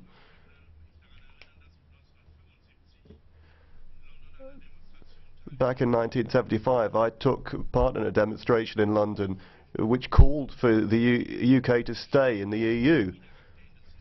Back at that time, Britain was afflicted by strikes and industrial disputes, social disputes. The UK has become strong thanks to the membership of the UK in the EU. Thatcher was at that same demonstration back in 1975. That's what all made the Maastricht Treaty possible. Mr. Farage, all of the treaties have been fully ratified by the British government. Europe today has legitimacy that has been given to it by the UK. Ladies and gentlemen, we want constructive negotiations, fair negotiations, no revenge. We all have common interests, but if you're going to carry the burdens of the single market and the customs union, then You can't just save all of your disadvantages afterwards through a trade treaty. It's only fair that you don't have the same treatment as you'd get if you were a member. Now, okay, we've got the divorce contract and we've got the trade agreements to go into, but remember, it's in British interest to be involved in security cooperation. It's in our common interests. I think that that's something that the UK can understand. I think it's just a misunderstanding rather than a threat that could suggest that you could pull out of that. Now, of course, there's going to be some kind of transitional agreement, and this has to be voted for in the European Parliament, as will the final result of the treaty. So, for Ireland and all of the others, we have to struggle for the EU with 27 members to defend the citizens' rights in the north of Ireland and in the Republic of Ireland and across the European Union. We do not want to hear any more war rhetoric, as we've heard over Gibraltar. Europe has brought freedom for 70 years. The UK, a great country, has to work in favour of peace and freedom, and we don't want to hear more warlike rhetoric. We have to work together to build our future rather than retreating to nationalist forms of debate from the past. Thanks. Thank you. 1.5 minutes, Mr. Jauria Atondo.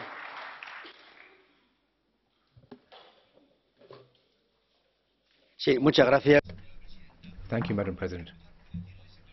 I would like to start by telling the honourable members that there have been a series of speakers this morning who I found struck an unnecessarily aggressive tone, and I don't think that's the right way forward these very important negotiations. First of all, I would like to reiterate that we need demanding negotiations when it comes to the exit conditions. Europe is fully entitled to establish clear conditions, ensuring that people who leave the club don't do so without cost, that it's better to stay than to leave. For pedagogical reasons, the European Union has to establish this so as to ensure its own survival.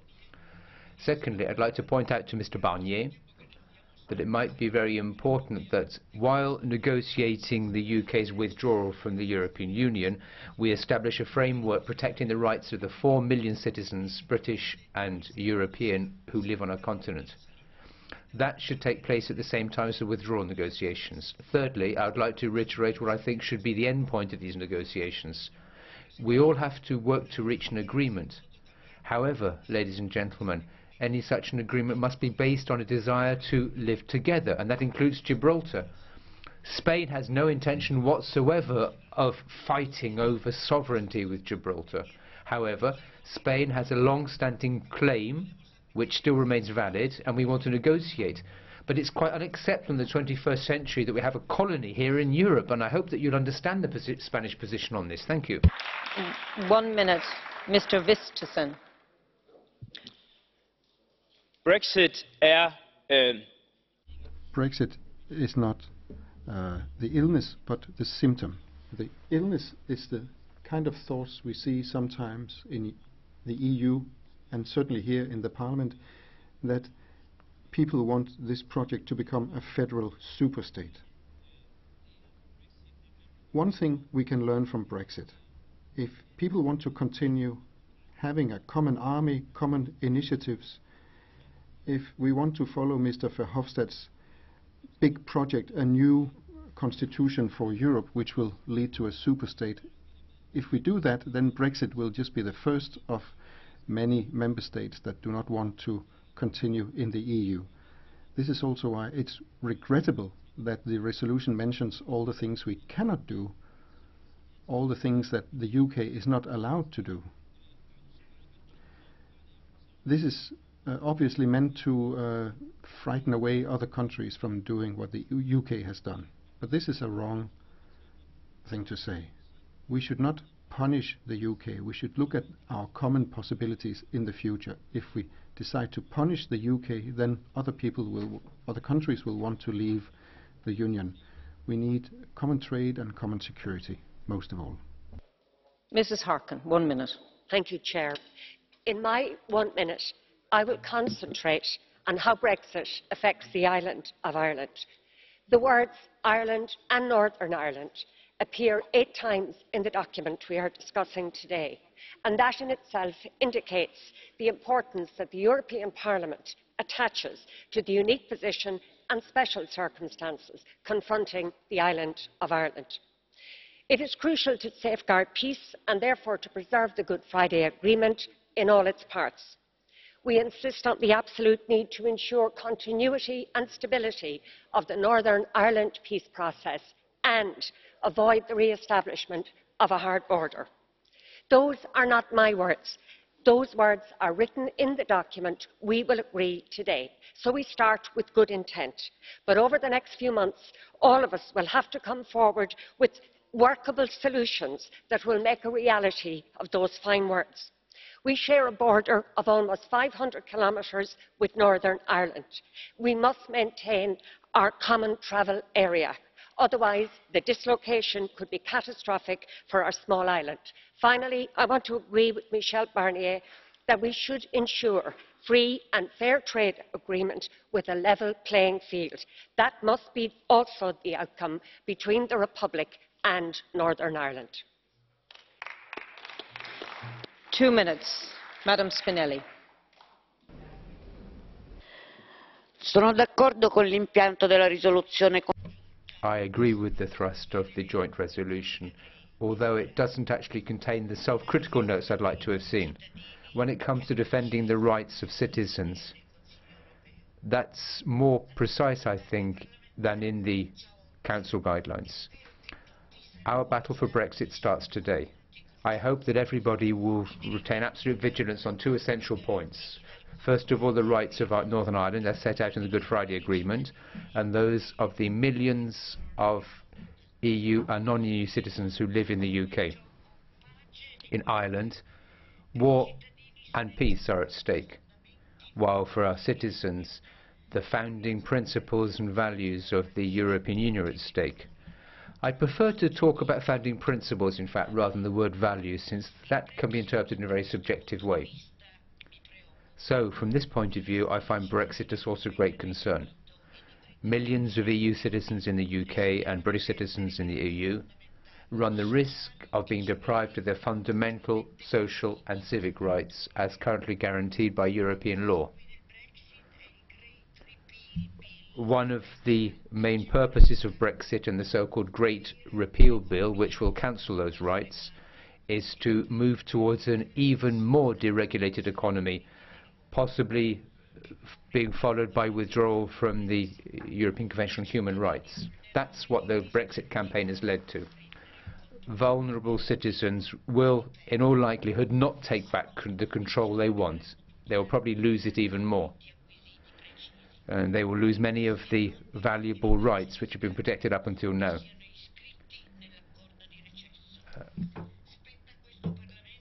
The role of the European Parliament is to ensure that Northern Ireland and impoverished citizens have guaranteed rights. It's also up to us to understand the errors we've made in the past, moving towards the building of a social Europe which reverses the rejection of so many of its citizens. And this is something which we started to understand now here in Europe. And now 1 minute, Mrs. Scott-Cato. Thank you, President. I campaign for the European Union as a peace project and a beacon for democracy and human rights.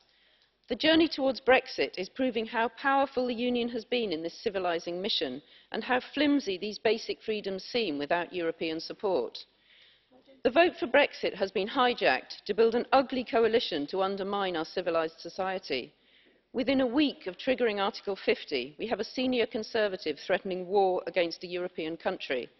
This is sadly symbolic of the loss of commitment to peace and to basic standards of diplomacy, to say nothing of friendship and loyalty. I represent the people of Gibraltar, and I will fight for their right to self-determination. They value being British citizens, as I do, because Britain is a country of decency and democracy. What value a British passport if the Prime Minister can change fundamental legislation without reference to Parliament? What value a proud history if our future allies will be despots? What value international respect if it is squandered for narrow economic advantage? Thank you. Mr. Annemans, 1 minute. Dames en heren, collega's. Ladies and gentlemen, a call to the EU majority in this European Parliament. Please stop this emotional, almost hysterical performance which is designed to understate your superiority. We in the European Parliament shouldn't pretend that we have a veto. The only people who can decide in this whole debate are the populations of the UK and the European Union, and I would say there are lots of sympathisers elsewhere in the UK for what Britain has decided to do. Everything else is purely technical negotiations, and that's what we should stick to, rather than all sorts of expressions of desire to commit revenge or to couple free trade with free movement and so on. If there's one thing we can do, it's to express our political desire to treat the United Kingdom without rancune and to treat it as a good partner and an important friend. Mrs. James. Thank you, Madam Chairman. Well, the statements today by Europhile party political leaders were everything I had anticipated and feared. Total misrepresentation of facts and issues by the Socialists and the EPP group, and misleading interpretation of history, UK economics, EU evolution by the Liberal Democrats, all allowed to pass uncorrected. This morning has seen political theatre, histrionics and political opportunism at full throttle by the Europhiles, and all because the United Kingdom has chosen to leave the European Union. Well, I suggest we get real and start adopting grown-up politics, because there is a serious leg of negotiations ahead of us, and we do not need to see yet more project threat, revenge and penalty from the likes of Mr Juncker, Mr Barnier and Mr Verhofstadt. That is not helpful, and all it does is pander to a press which at the moment is misrepresenting both the EU position and the United Kingdom position, and I don't feel that is helpful. So please, can I ask everybody to calm down and be calm and get on with it? Thank you. Madam Hübner, 2 minutes. Thank you very much, Chair. Colleagues, the process of Brexit has formally started, and it is testing political and technical capacities on both sides to get a timely and, as Michel Barnier said, successful agreement. The challenges the Union is now facing in the context of the UK withdrawal, they are well understood and also shared by the Union institutions. And the European Parliament is and will be at the front of the process and has shown a high level of political openness and cooperation, but also unity in helping to define the Union's path for the upcoming negotiations. We cannot but welcome the constructive approach set out in the letter notifying the UK's intention to withdraw and setting out the approach to the negotiations. But the truth is that the really hard choices are yet to come, and for many citizens, transparent negotiations will be a learning process. We want to ensure legal certainty, we want to ensure stability, avoid disruption for citizens, for businesses across the Union, through an orderly and phased withdrawal, in line with the Union law and with a view to mitigate economic, political and emotional, Mr. Annemans, damage. But this damage is already a fact of life. European institutions are united on the basic guiding principles and values, as well as on ensuring the protection of Union's autonomy and its legal order. All this sets the right path for cooperative and, above all, principled negotiations based on good faith. For the European Parliament, the principles are clear.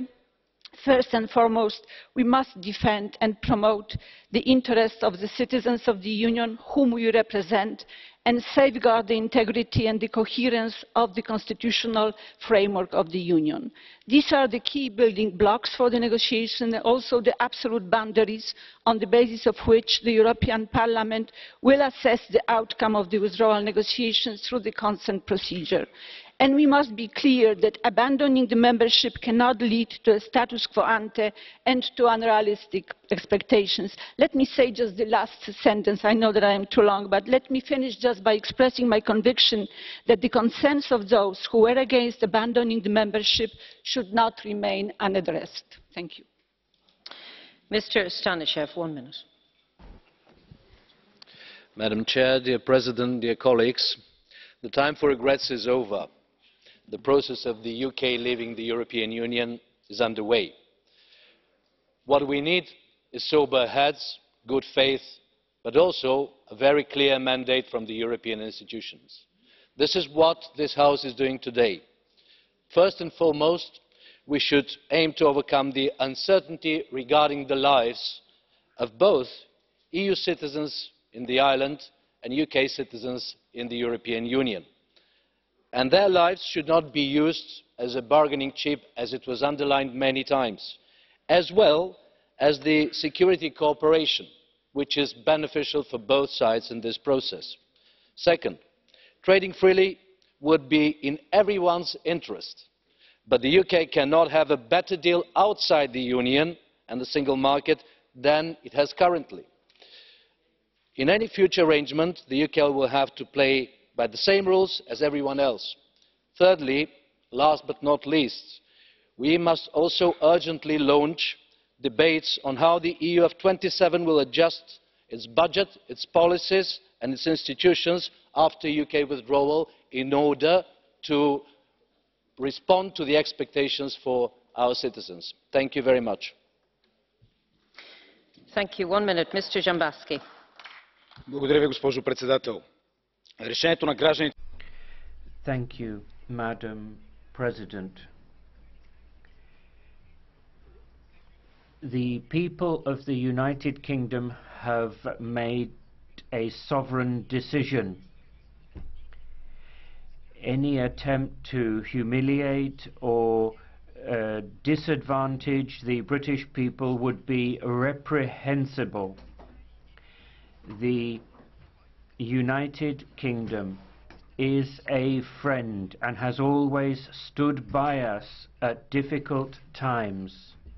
Northern Ireland, Ireland, Gibraltar are part of the Northern Ireland and Gibraltar are part of the United Kingdom. The negotiations and the negotiated outcome must guarantee the rights of the citizens of the United Kingdom and the European Union. Thank you, Chair. I was elected to represent the Welsh national interest, and that's what I'll continue to do. The people of Wales have the democratic right to decide on their own future, and that includes the kind of EU withdrawal that takes place and the way that it affects our nation.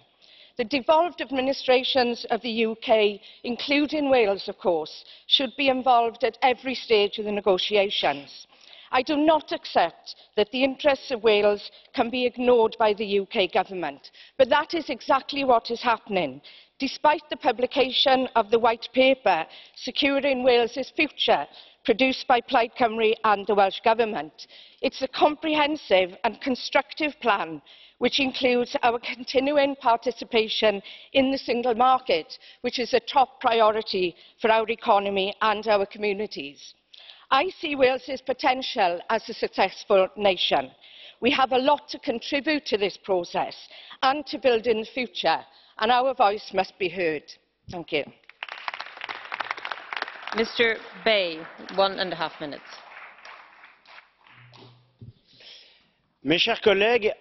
Dear colleagues, well, first of all, I'd like to salute once again the courage of the British people who managed to vote against the prophets of doom who said that Brexit would bring chaos. Yes, British democracy, one of the oldest democracies in the world, has managed to overcome all of the forecasts of the globalized technocrats who are dominating Brussels and even Paris. Well, there's no point in threatening the British. It's in all of our interest that this should be a soft exit with respect and calm. The UK is not leaving Europe, it's leaving the European Union, a supranational body that's been built without the support of its people and even against them, making our nations powerless at the expense of the multinationals. Well, for too long now, people have been calling for an end to bureaucracy, the attacks on democracy, the ideologies which damages our vital interests. It's particularly the case of the dogma of free circulation of goods, capital and people. Europe, our Europe, has existed for thousands of years, and it's you who are destroying it. We need to rebuild it through useful cooperation between sovereign nations, and that's to say, giving back people their freedom, starting with the freedom to defend their identity, their culture, the tremendous heritage that we have to pass on and enrich. It's a fundamental right of the peoples to have self-determination and to remain masters of their own destiny. Mr. Kelly, 1.5 minutes. The talk of Brexit and divorce reminds me of the song 20 Ways to Leave Your Lover. You know the one. Slip out the back, Jack, hop on the bus, Gus, and now we have say, day, May. I wish it were that simple, but this divorce, after 44 years and with no precedent, looks like it's going to be tough and possibly rough. For that reason, we need calm heads, clear minds and creative thinking. But with Michel Barnier at the helm, I think we have the package. Where Ireland is concerned, we are very grateful to all groups in the European Parliament for taking the concerns of our Taoiseach, our government and my colleagues on board. The special circumstances of Ireland are referenced, and this sends out a powerful message to the citizens of Ireland and of Europe, that when one country, no matter how small, is adversely affected, disproportionately threatened, the European Union will stand in solidarity behind them. And why are we threatened, both economically and politically? But with this solidarity, we can be confident that the terms of the Good Friday Agreement will be observed to the letter, that there won't be, can't be and mustn't be a return to hard border, and that the prosperity of Ireland, especially our exporting sector, must not and cannot and will not be sacrificed on the high altar of expediency or pride. Common sense, not nonsense, pragmatism, not pride, must prevail. This is the best way to leave your lover. Come on, go to 2 minutes. Mrs. Wilmot. Thanks very much, President. Last June, I toured my constituency day in and day out, making clear my concerns about the dangers of Britain leaving the EU, dangers for our economy and British businesses and the threats to jobs they create, dangers for British workers as the Tory right clamour to use Brexit to spark a bonfire of EU workers' rights, dangers for British and EU citizens with our cooperation on issues like counter-terrorism and security linked to our EU membership. Now, we lost the EU referendum, and while it saddens me to say it, Britain is leaving the EU. But those dangers are still there. In all our countries, there are families for whom the Brexit vote has created worrying uncertainty. Millions of people concerned about their rights to live and work in countries they've made home.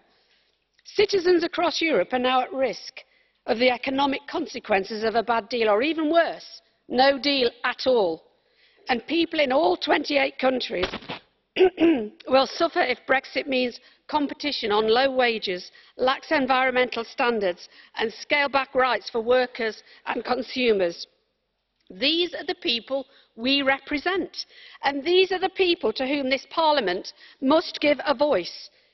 Now, it won't always be easy to take the responsible path in the coming months, but it's what we must do. There are some in this House and beyond who are actively hoping to plunge Europe and Britain into chaos through a disorderly no-deal Brexit. Why? Because they have no answers to the questions that constructive negotiations will bring. So let us work for a constructive deal. And to those Leave campaigners who now sit in the British Cabinet or on the benches opposite, there's still one of them there I can see, you won. Now take responsibility for the promises you made. Absolutely. And as we all consider how we conduct ourselves over the coming weeks, let's remember that we are here representing people whose lives and livelihoods depend on the outcome. Serious times calls for a serious response.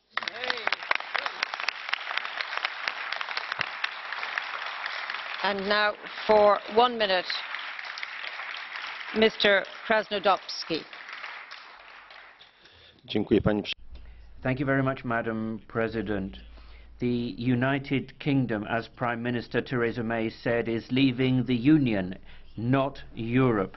That is a reminder to us that despite the current exclusive newspeak, the Union does not equal Europe. And we shouldn't forget that in the negotiations with the UK. We shouldn't forget about our shared heritage, shared interests, which we shall continue to have in common once the UK has left the Union. The negotiations must not seek to punish Britain for a democratic decision to withdraw in a manner the treaties allow. The Union cannot be a community of fear and coercion. That would be its demise. Instead, what we need now is to start reforming the Union to restore its spirit of freedom and solidarity based on freedom. Mr. Smith, 1 minute. President, thank you. As a Scottish European, I've long wondered how I'd feel today. And the answer is I'm heartbroken.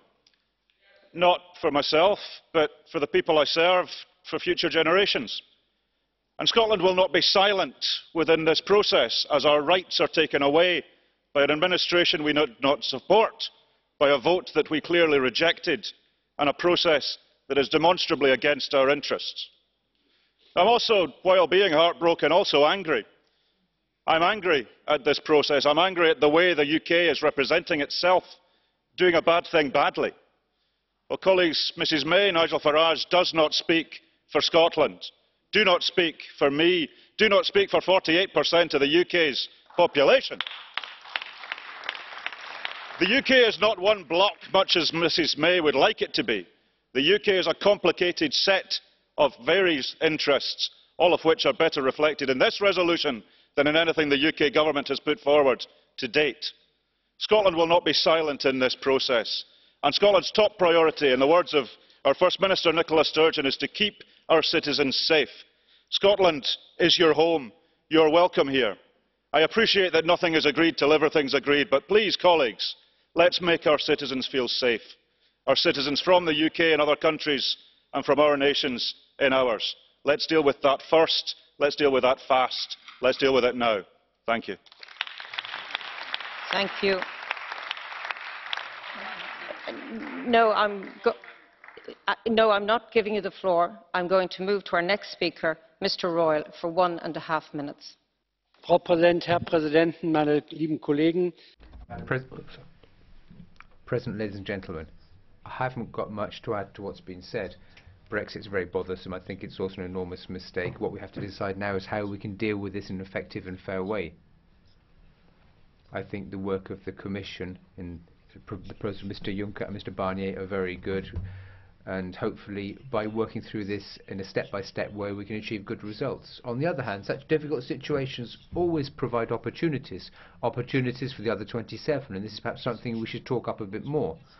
An opportunity to become more reliant on each other, to trust each other a bit more, to become more reliable, and to start presenting our shared project in a more offensive way to the outside world.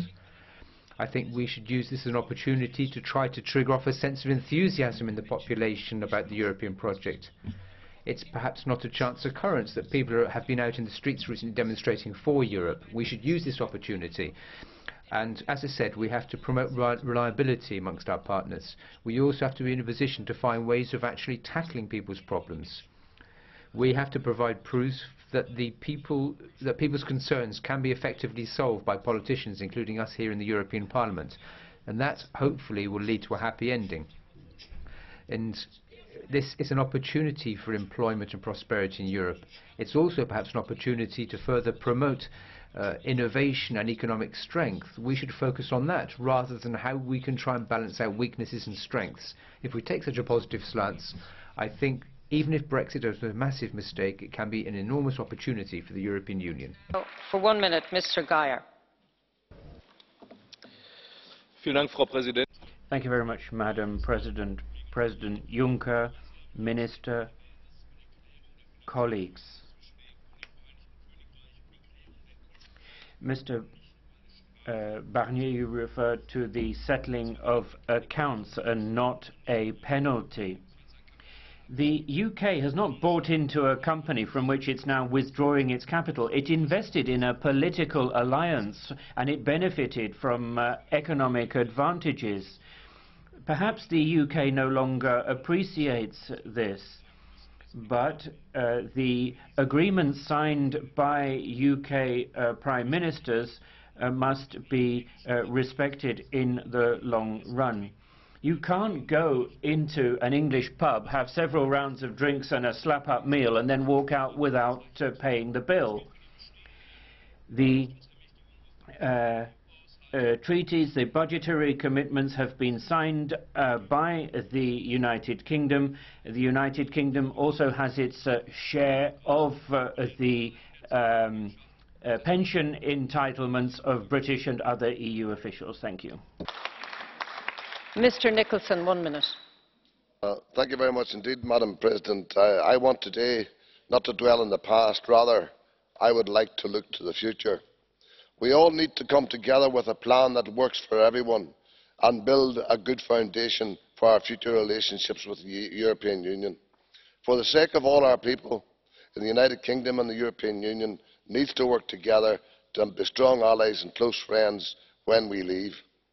Europe has been a strong friend to Northern Ireland and gave us strong support during our darkest days.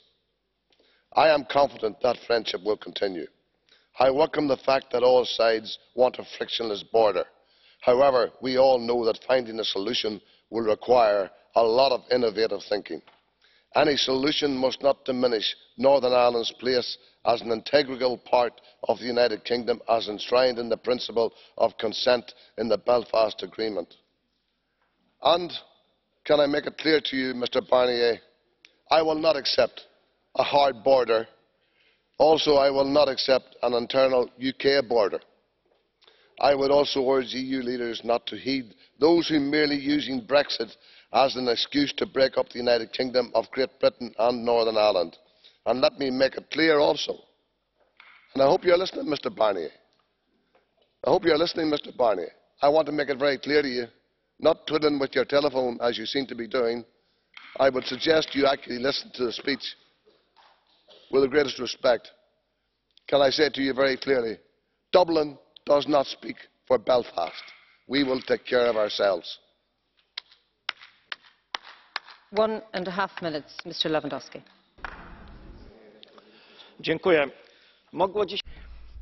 Thank you. This debate didn't have to happen. This resolution didn't have to happen. But there's a country that I admired, that was an inspiration to me when I lived behind the Iron Curtain. But in that country, the existential question to be or not to be in the European Union became crucial to the future of a single political party. But now Brexit is a fact. We are leaping into the unknown. Scotland has one vision of the future, Northern Ireland has another, England has a third vision. We have a roadmap in the form of a motion for resolution. And from now on, we'll be deciding the fate of 27 EU member states. And we don't particularly need advice from our British colleagues. The motion for resolution very much reflects the view of my delegation. We want an orderly departure. We need a departure before we lay out the future. The UK situation cannot be better than in the member states. Thank you very much. Madame Revaud-Dallon, 1 minute. Personne n'a rien à gagner. Well, no one has anything to gain from the UK leaving the EU. Break is always painful, and if unity is strength, then disunity is a source of vulnerability. Britain has nothing to gain from finding itself alone on the international stage, and it loses all the benefits it gets from the European Union. Freedom of movement, freedom to change your residence, the single market, the Charter of Fundamental Rights, etc., etc. The European Union will lose from this. It will lose a member. It will plunge many of its citizens into an uncertain future. So all pro-Europeans have a huge political responsibility. Despite all of the sadness we might feel personally about our colleagues, comrades or friends, we need to turn this political crisis into an opportunity for the refoundation of Europe. We need to fight to ensure that citizens should be the first priority in the negotiations, and whatever the partnership that may follow. But we need to use Brexit as an opportunity to profoundly reform the EU. We need a Europe of protection, prosperity and peace, a Europe that can regain all of its true splendour, and that is the condition for the survival of the European project. Thanks. 1.5 minutes, Michel Proust. Madame la Présidente. Madam President, we are finally having this debate since the UK has finally decided to trigger Article 50. The very least we can say is it's been a long time coming, showing a lack of preparation on the part of the British government. On behalf of the EPP, I would like to wish Michel Barnier every success. I'm sure he has all the skills needed to do this job skillfully and with pragmatism. Today's resolution, which shows that we have a democratic institution which has to agree on red lines, will provide a useful basis for the work of the Commission and the Member States. On the other hand, communication is essential. We have to talk to our citizens. That's the role we have to play as politicians. We are elected officials representing the men and women back in our constituencies.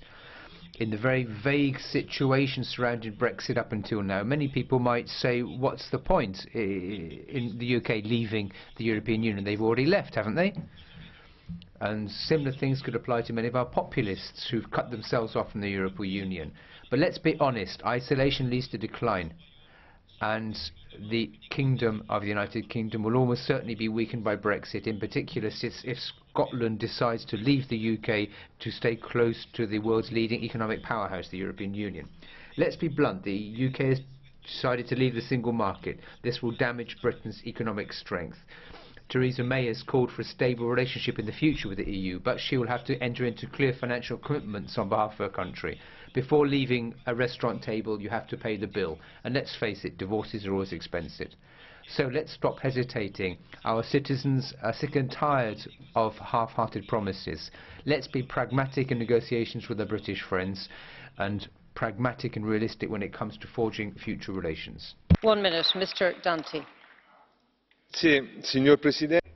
President, colleagues, Jacques Delors said, it's impossible to fall in love with the single market. He's probably still right, and maybe that's why the British have decided to leave. But nevertheless, the single market represents a success story, the big success story in the process of European integration. If Brexit has one merit, it will bring out the huge benefits that the single market makes to everybody's daily lives. Our task is to preserve the values and freedoms that underlie the European Union.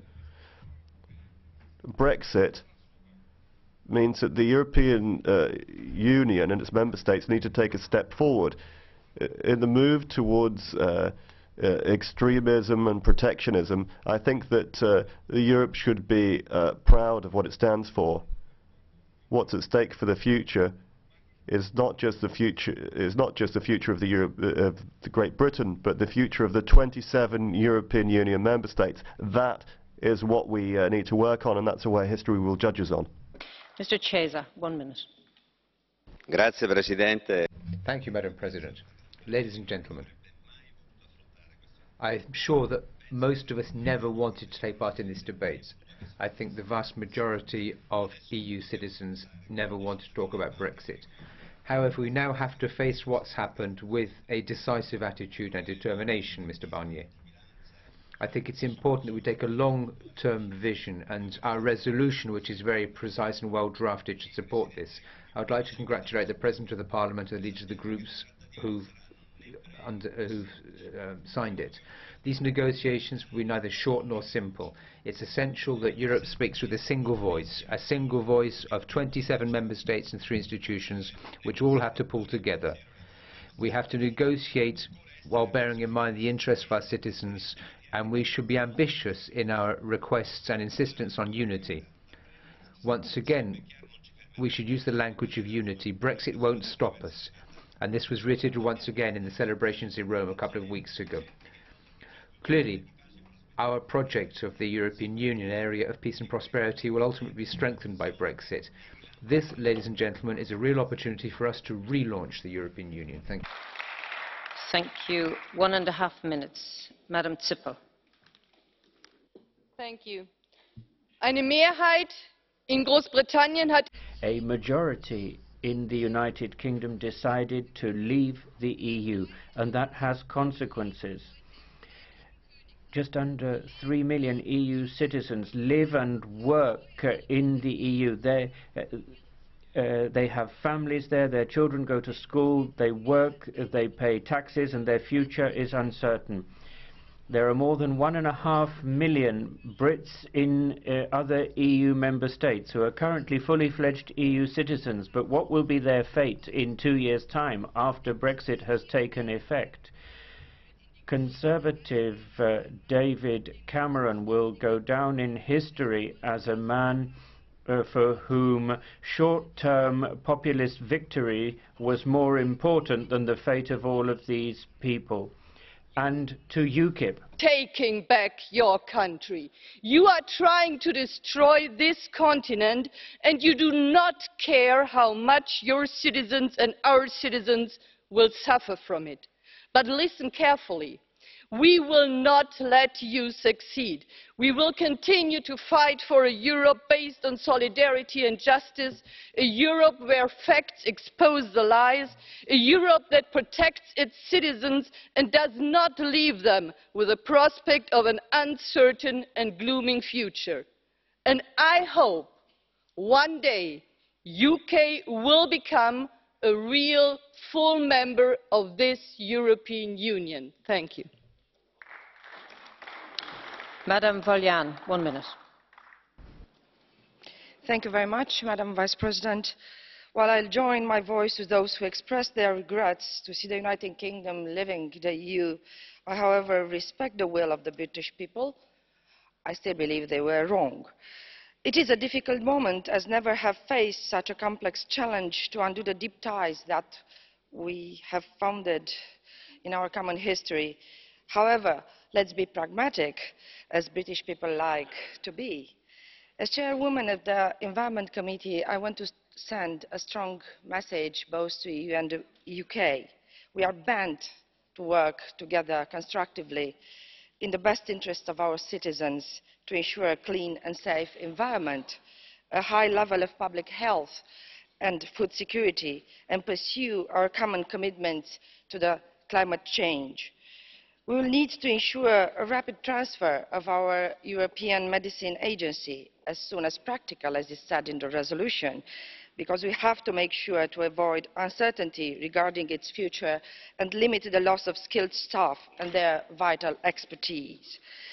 So I would say we have to cooperate together in good spirit. It makes no sense in believing that environmental and health issues stop at the borders. So I wish us all the best of future. Thank you.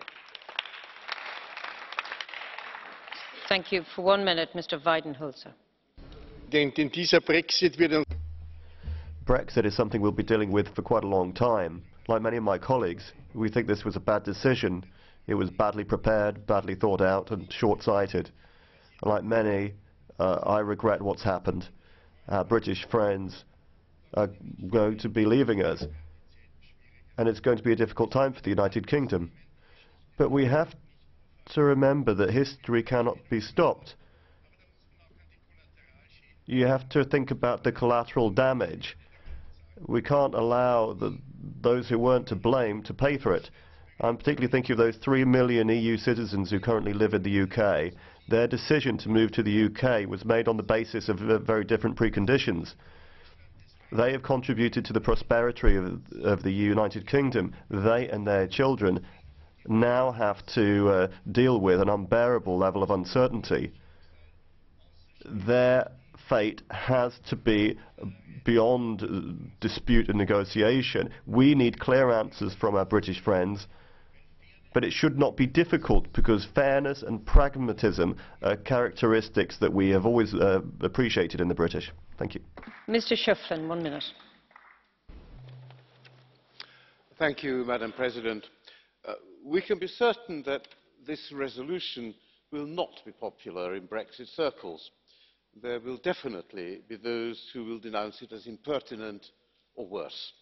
There are many in the United Kingdom who see leaving the European Union as a kind of liberation. It can take quite a while for illusions to dissipate. For the time being, the launching of Article 50 has brought with it an early silly season.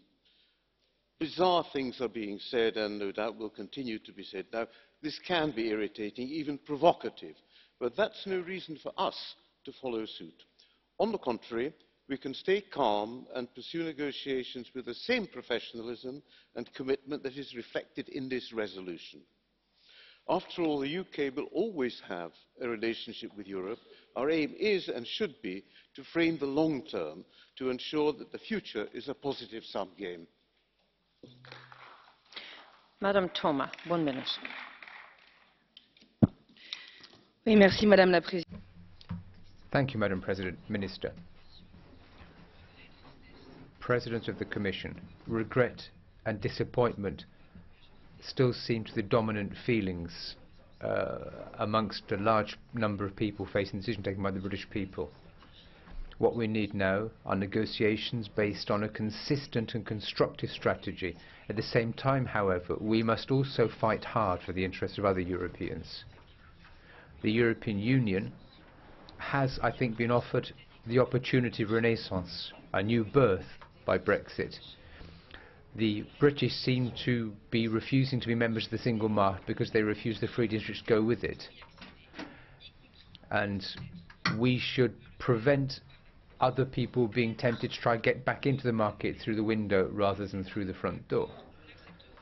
Whatever name Ms May wants to give the agreement she's trying to get, we shouldn't accept it if it questions environmental and social values, or to allow them to cherry-pick when it comes to legislative rules. We should also prevent them conducting in social dumping or tax dumping. We should be inflexible when it comes to budgetary rules. We have to protect the EU budget, which is already under enormous pressure, including because of the devaluation of the sterling. Michel, 1 minute. Thank you, President. President Juncker, Mr. Barnier, President Borg. I'd like to put our position, to show it, with 3 quotes of Shakespeare, a great British and European writer. First, our position, our attitude as committed pro-Europeans is very well described in Hamlet, when Horatio describes the expression of the father of Hamlet: a countenance more in sorrow than in anger. That will be our attitude in our negotiation. Then, I'd like to give a piece of advice to our British colleagues with another quote, because you should be very aware of your bard Shakespeare, what he has said. We know what we are, but know not what we may be. And finally, I'd like to answer to Mr. Farage with a quote from Shakespeare that probably is a fake quote, what is very, very appropriate to someone that is a post-truth politician. Love me or hate me, both are in my favor.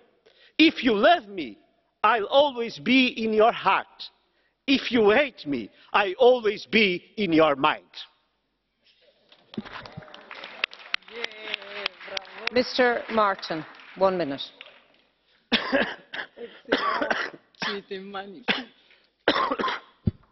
Thank you, President. In September 2014, I voted to keep Scotland in the United Kingdom Union. In June 2016, I voted to keep the UK in the European Union. Today, I face the reality that Brexit will remove my country from one union and leaves the other union hanging by a thread. Scotland voted overwhelmingly to remain in the European Union. Edinburgh, a city I've represented in this House for 33 years, voted 75-25 to remain in the European Union. The overwhelming feeling in Scotland is that we are being dragged out of the European Union against our will, a feeling only compounded by Mrs May's determination to pursue a hard Brexit for which she has no mandate. The resolution we are about to vote on recognises this fact but provides no solution. The Council document calls for a flexible and imaginative solution to be found for Ireland. I of course agree, but I think the same should also apply to Scotland. The Scottish Government has put forward a bespoke proposal for Scotland which I think deserves serious attention in this House. In conclusion, President, I want to say that if the UK does not show flexibility in these talks, it will not only be the UK leaving the European Union, but the UK will not exist any longer. 1 minute, Mrs. Gabrielle. Благодаря, госпожо председател, господин президент, господин Барние, скъпи колеги. Thank you, Madam President. We have established the guidelines for the negotiations and the foundations for new cooperation. And in this regard, Mr. Barnier, we're on the right track. I think the citizens must be the top priority. It is our duty to assuage their fears and to provide clear and specific answers to a series of issues. For instance, the situation of European citizens who are in the UK and the Erasmus. Our top priority from the outset must be to guarantee the rights. The European Union must be firm on the 4 freedoms. Europe à la carte is simply not a possible scenario. And that's something the UK cannot aspire to. And we need a clear vision. First of all, exit, agreement to that, and then a future partnership. And we must have a clear foundation, set of foundations. You begin building a house from the bottom, not from the roof. No parallel negotiations, therefore, and also full involvement of the European Parliament so we can have an open debate. Thank you. 1 minute. Thank you, President, colleagues. I don't agree with those who say that it won't change anything with Brexit, also because we don't know what the consequences are going to be. I do, however, agree with those people who say that the negotiations should be constructive, and what should be key is the interests of the citizens, the European citizens and also UK citizens. No revenge. However, clear rules should prevail. We need to repeat what the rules are for the EU. Of course, respect to the 4 freedoms, and in the power of the EU falls developing international trade. Now, of course, no one is thinking of tearing down the European edifice, but also no one should be playing to divide or weaken the UK. The negotiations should have a political vision. We have to ensure that ultimately our friendship, our relations and our cooperation should all be strengthened. We need to work together for this, and today's resolution is a good starting point for the way ahead. Mr. Niedermayer, 1 minute. Thank you, Madam. I believe in Europe of today. I believe in our European project that is based on belief that together we are stronger and we do things better. That's why it makes me sad if you, Mr. Farage, and your friends are calling this project to be prison. And let me remind you that 48% of voters in the referendum didn't share this view, and many millions didn't actually participate. Also, I have heard Mr. Fox, if I'm not mistaken, saying that he's calling for close and deep partnership and for invisible borders.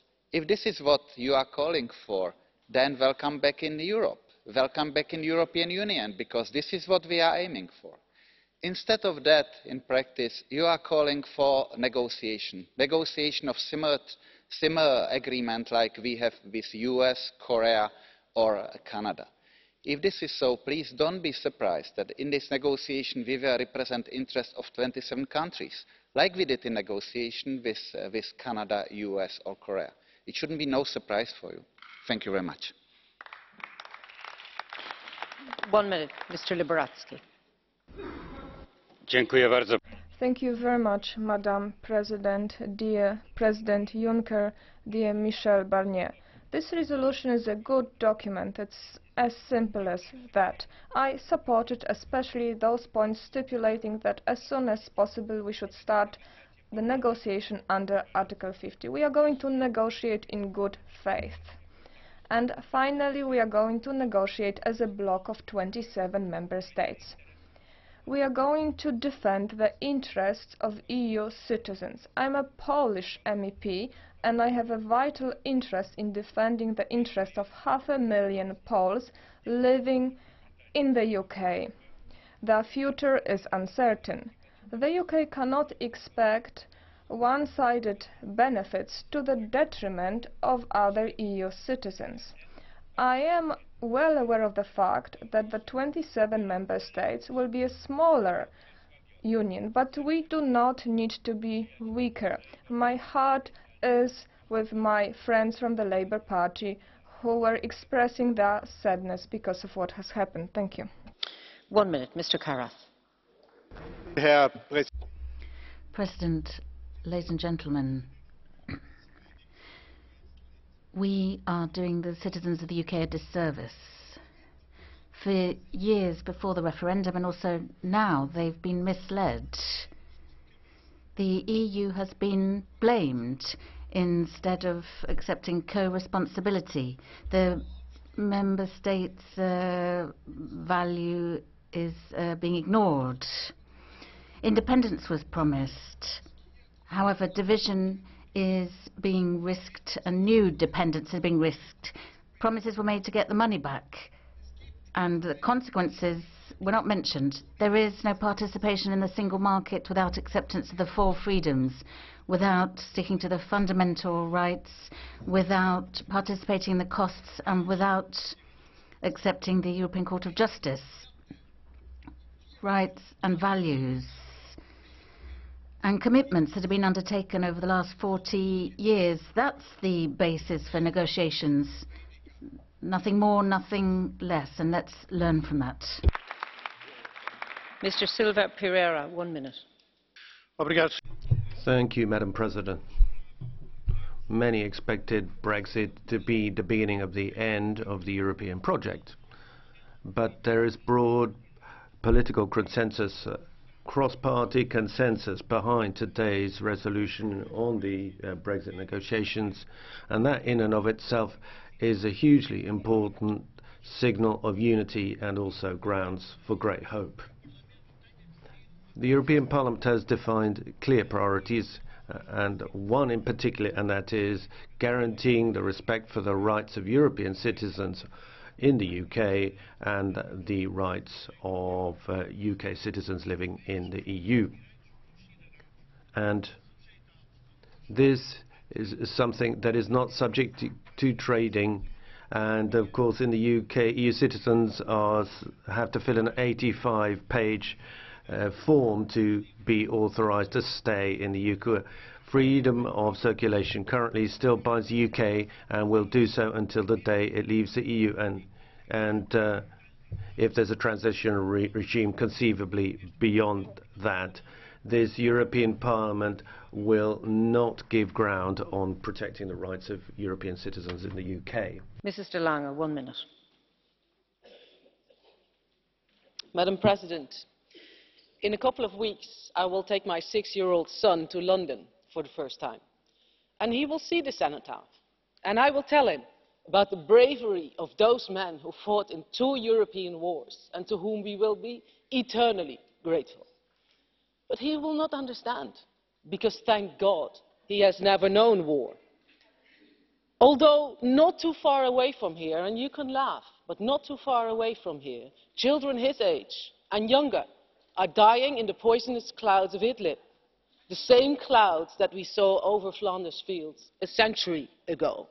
And it's for those generations of young Europeans, those born after the fall of the Berlin Wall, that the remaining 27 member states need to stand united and together and work at a reformed and stronger European Union. And it is for those young generations of Brits that we need a fair deal and a continued relationship with the United Kingdom, because they did not vote to leave. And let us, dear colleagues, politicians of this very old continent, show the young people in Britain and in Europe alike that Europe is not a place of hate, of pettiness or of revenge, but we can learn the lessons of the past and reshape a future in which the negotiating table will always, always prevail over outright conflict. Thank you very much.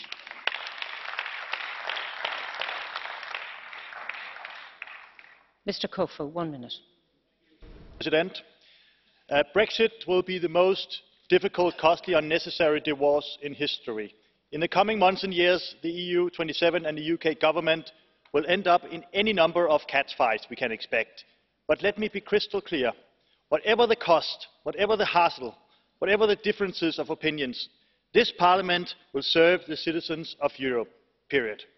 We are their directly elected voice. We will be their strongest defender, their best advocate and its ally. This goes for EU citizens and for UK citizens. We will not allow the Brexiters' broken promises, half-truths and even lies to harm the citizens of the UK and EU any more than they already have done.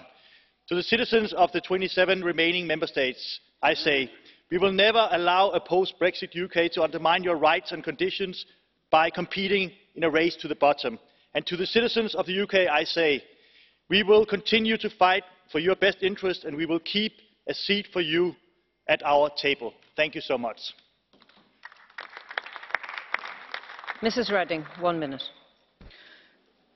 Madame le Président. President, well, of course, a successful divorce is better than a poor marriage. And for this to be the case for Brexit, there are several conditions that we have to fulfill. First of all, priority to the conditions of separation, well, custody of children, sharing the goods, rights to visit, of course, with reciprocity and rapidity. The European Parliament did understand this by asking for guarantees for the citizens for the debts and for the external borders. Secondly, there will then be a transition period so that everyone can adapt to the new life on the condition that there is payment of the alimony under the control of the judges. And there too the message is clear. No rights without obligations, no access to the internal market without respect of the 4 freedoms. Now, once the divorce has been handed down, and not before, we need maturity in order to maintain civilized relations, even if nothing will be as it was before. So that's why we don't want any dumping, transforming the UK into a transit company, nor blackmail concerning free movement or the security of the citizens as a trade-off for security. So divorce is a new departure. Brexit will be a renewal of Europe with the treaties as our guide. 1 minute, Mr. Manica. Thank you, Madam Chair. The figures provided by the UK Treasury indicate that the UK is going to lose more than 122 billion euros over the following next 5 years. The most recent analysis show that Brexit is going to result in a loss of 500,000 jobs in the coming years. Barclays Bank has confirmed that the relocation of activities in banking sector outside of Britain is inevitable. These are not optimistic prospects, indeed. I have the following message for UK. We suffer too, just like those of you who voted to remain, but we still respect the will expressed by the majority. We are starting to define together the shape of our future. These uncertain times may last more than 2 years. If you should find in the course of this period that life outside of EU is going to seriously damage your future, do not hesitate to come back. Wise politicians do not let harm fall upon their own citizens. Thank you. 1 minute. Thank you very much, Madam Chairman. The United Kingdom is an important partner for the European Union and for Malta. The United Kingdom is going to remain an important partner, but it is disappointing for us that the United Kingdom chose to no longer remain an EU member. However, we must bear in mind that there are going to be strong ties remaining even after the UK leaves the EU. This is why we cannot enter into negotiations in a confrontational manner. We must endeavour to see which are the best conditions between the EU and the third country with which we enjoy good relations. But the United Kingdom obviously must make certain sacrifices, cannot expect privileges without accompanying responsibilities. Therefore, we must base ourselves on certain principles. The time has passed to make choices which are only of our own benefit. Now it is crucial that 1 million of European and British citizens on both sides would have our protection as well as to their rights. I am convinced that we can reach a compromise needed. Thank you. Thank you. Mr. Bostinaro, 1 minute. Thank you very much. Mr. President, by nationality Romanian and by profession historian, I am fascinated by your great leader Winston Churchill. But today I have to confess, I don't know what he would say about Brexit or how he would judge the Brexiters. This is a real question mark. When it comes to the status of the European citizens in the UK, the negotiations must be based on the principles of reciprocity and full equality among the EU citizens. This means that we need to make sure that our citizens who currently live and work in the UK can continue to freely do so without any discrimination against them or between them based on their nationality. Under such circumstances, we can accept as EU to grant the same status to the UK citizens in our member states. Equally important is the issue of security, defence and counter-terrorism, where EU and UK are mutually fundamental, as we are reminded by the recent terrorist attack in London. Both EU and UK, we need to be wise and pragmatic. This is too important an issue to leave a security gap for those who threaten our common values and our challenges, equally the security of our citizens. Thank you very much. La parola all'onorevole Rimsky. Mr. Rimsky has the floor. Danke sehr, meine sehr geehrten Damen. Thank you. Ladies and gentlemen, shame on all of the youths who are speaking of the UK in bad terms. They're talking about punishments, about bills. The real political greatness is revealed in recognizing the people's decision, that the people of Britain decided to leave the UK. And there are two ways of reacting. The Schulz-Juncker model, more centralization, taking away more powers from peoples and the states, or you can do the other way. You can let the member states get on with it and decide things for themselves. You can let the parliaments of the member states take decisions. You allow direct democracy in the member states. Allow that to take precedent of the European Union. I think we should try to reach out to the UK with friendship. We need sensible cooperation. And stop using these childish comparisons of a divorce. Act like grown-ups in a level-headed way, in a professional way, so that both sets of interests can be served.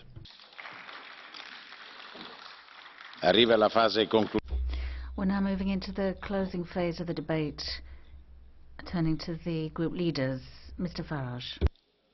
Thank you. Well, I keep hearing what a positive project the European Union is. Well, Article 8 of your beloved treaty says the Union shall develop a special relationship with neighbouring countries in a spirit of good neighbourliness. Well, I get that. I understand that. I'm with that. That makes a lot of sense. So why, if that's the case, would Mr. Tusk have written Article or Clause 22 into his memorandum, giving the Spanish a veto over the future of Gibraltar, when everyone knows that the Spanish are antagonistic towards the wishes of the people of the Rock?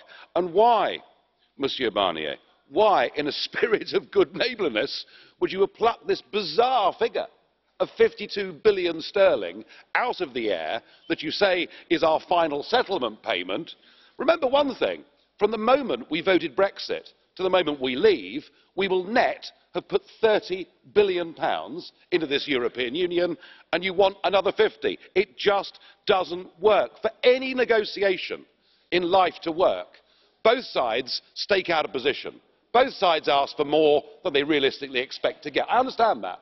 But you've gone so far with this that it's just impossible for us to see any accommodation. I think there needs to be give and take on both sides. And I think if you gave on the money and you gave on Gibraltar, then what I would like to see the United Kingdom government doing is saying there are 3.3 million EU citizens living in the UK. They all came to Britain legally, and we will now unilaterally guarantee their rights for the future. Both sides need to give on this for any sensible deal to come out of it. We can walk away without a deal. It'll hurt European workers and European companies more than us, but surely it makes sense for both of us to come to a sensible accommodation.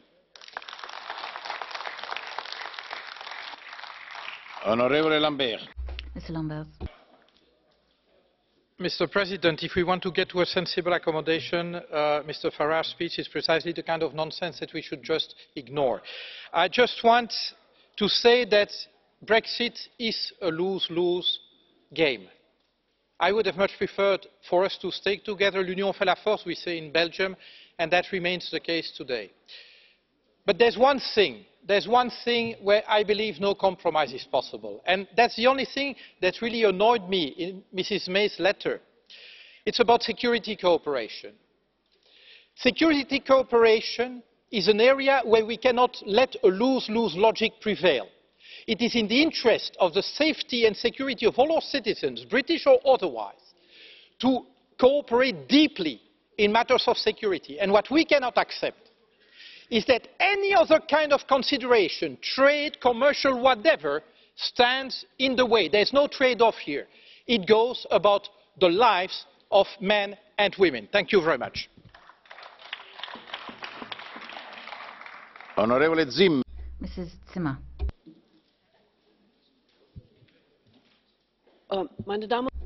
Ladies and gentlemen, the European Parliament, as we've seen today, has a high degree of responsibility for accompanying the process of negotiations. I noted it with great interest that we've been told that not only today and at the end of the negotiations we'll have discussions, but I accept Mr. Barnier's and the Commission's proposal that we should also be able to express our view in the interim period. In other words, we can have a political influence on the negotiations. I think that's very important, because the most important thing, and these are the criteria that my group insists on, we need to insist on the rights of the people who are directly affected by Brexit and that they should be maintained. We will ensure that the safety of people in Northern Ireland are respected as a result of the negotiation process. People shouldn't be paying the price of Brexit. It wasn't because of them. There were other reasons, so they shouldn't have to pay the costs. And we are going to stick to that. Let's work together and make sure that we as a Parliament can really have an influence. Thank you. Onorevole Verhofstadt. Mr. Verhofstadt. Very short, Mr. President. I find it fantastic that Mr. Farage is using Article 217 of the Treaty on the Association Agreement. Now he is leaving, he starts to read the treaty and to find it so good, the treaty. It's fantastic to see this enormous positive development, as I may say. That said, I think what is clear in this debate is let's put the citizens first, and it doesn't make any difference when it are EU citizens or UK citizens. We will be firm, we need to be firm, to defend the unity and the interest of the European towards the UK authorities. But my appeal here in the House today is to be open, positive, generous towards the UK citizens, because many of them, millions of them, want to keep their relationship, their link, their identity on the European level. And last but not least, President, my appeal also to the House is when we vote within a few minutes, we have a huge majority and almost unity in this House.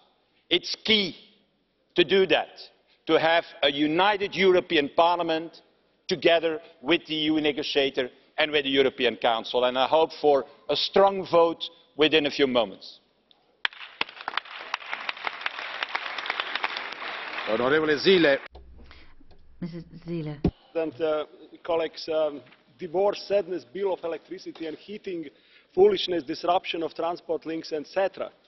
We will only speak about the future relationships when we settle on accounts. We are the champions, but those are the other sides are the losers. We will not leave them any single cherry of the cake. That was the sum of statements which was here also today in the chamber and also in the media. I would like to ask colleagues to calm down. Does anybody believe that in the negotiations there will be winners when it comes to citizens' rights issues? Indeed, how successful can we recall arrangement where part of the success is achieved by discriminating against the citizens of the other EU nation? Or take business that are the backbone of economies. Do we really want to extend uncertainties for the next 5 years or even more years? It is possible with the next 2 years to settle the past accounts and work on the comprehensive framework for the future relationships. This treaty allows, and the business waits for that, and at the end, European people want it. So good luck for your negotiations.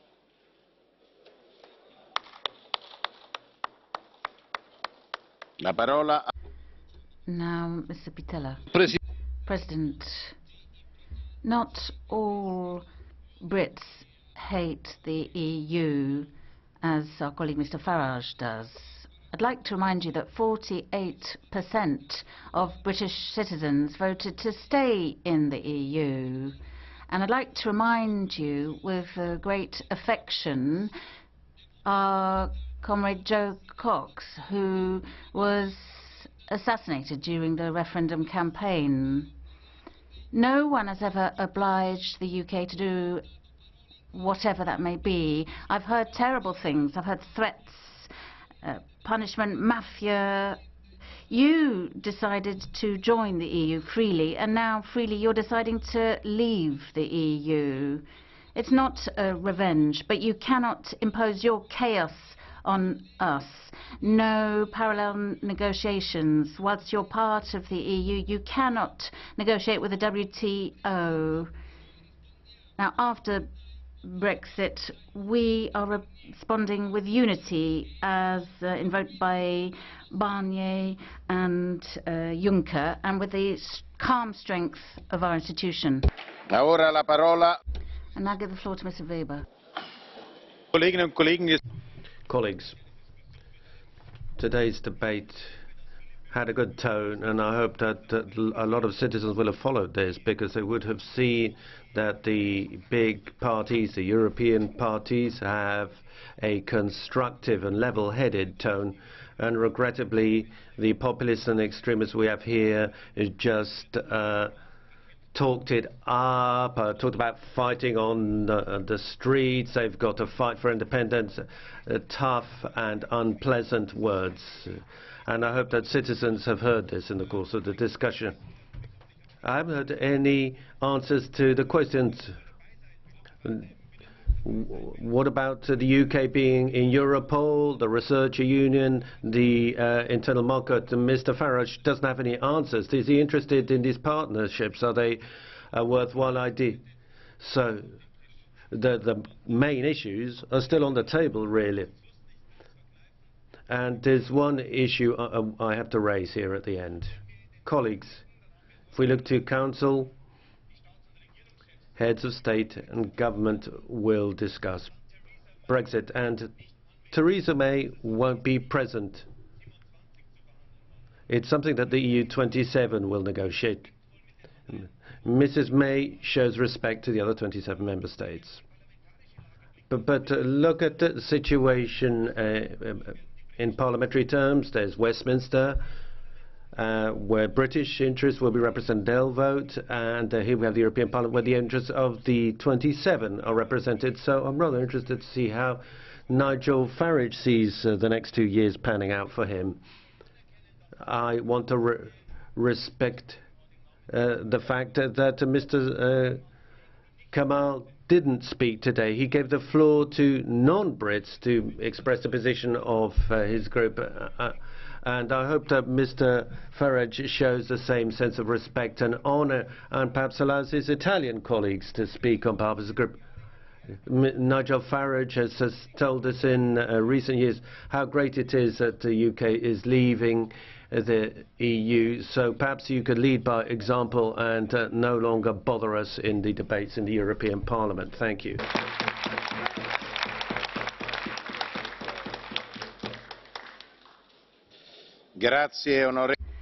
Thank you, Mr. Weber. That brings to an end. That brings to an end the first debate on the request of the United Kingdom to withdraw from the EU. I'd like to thank all those who took part in the debate. President of the European Commission, the chief EU negotiator, the representatives from the Council, and all the members who took the floor during the debate. The Parliament will play a key role during these negotiations. It will have a vote at the end, either in favour or against, respecting the rules of democracy. In this chamber, there are 751 members of Parliament, representing 500 million European citizens, all properly elected. There are no mafia nor gangsters here. There are representatives of the people. This is nothing to do with national sensitivity. It's to do with being civil and democratic. Let's now move on to the votes on the negotiations. Vicky Ford has asked for the floor. Please. I'd like to raise a point of order under Article 11.2 about this morning's debate. Calling other colleagues members of the mafia or gangsters does not show mutual respect. It does not represent the views of the vast majority of the British people, and it is not the view of the British Prime Minister, who wants to remain friends, allies and partners. Thank you.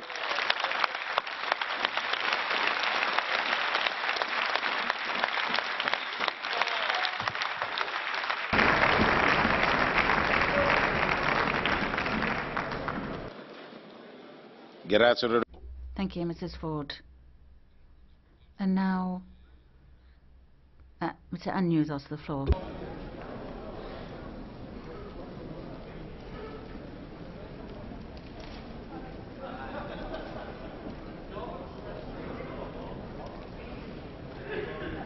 Mr. President, there's been a lot of confusion in this House this morning talking about British aggression over Gibraltar. Could I not just remind colleagues across the Parliament that actually it was Spain that sent one of their warships into Gibraltarian waters?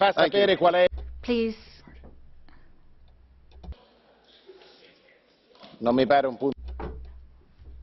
That does not seem to be a valid point of order. Let's now move on to the votes. On the draft motion for a resolution from the EPP, the Socialists, ALDE, ECR and the Greens,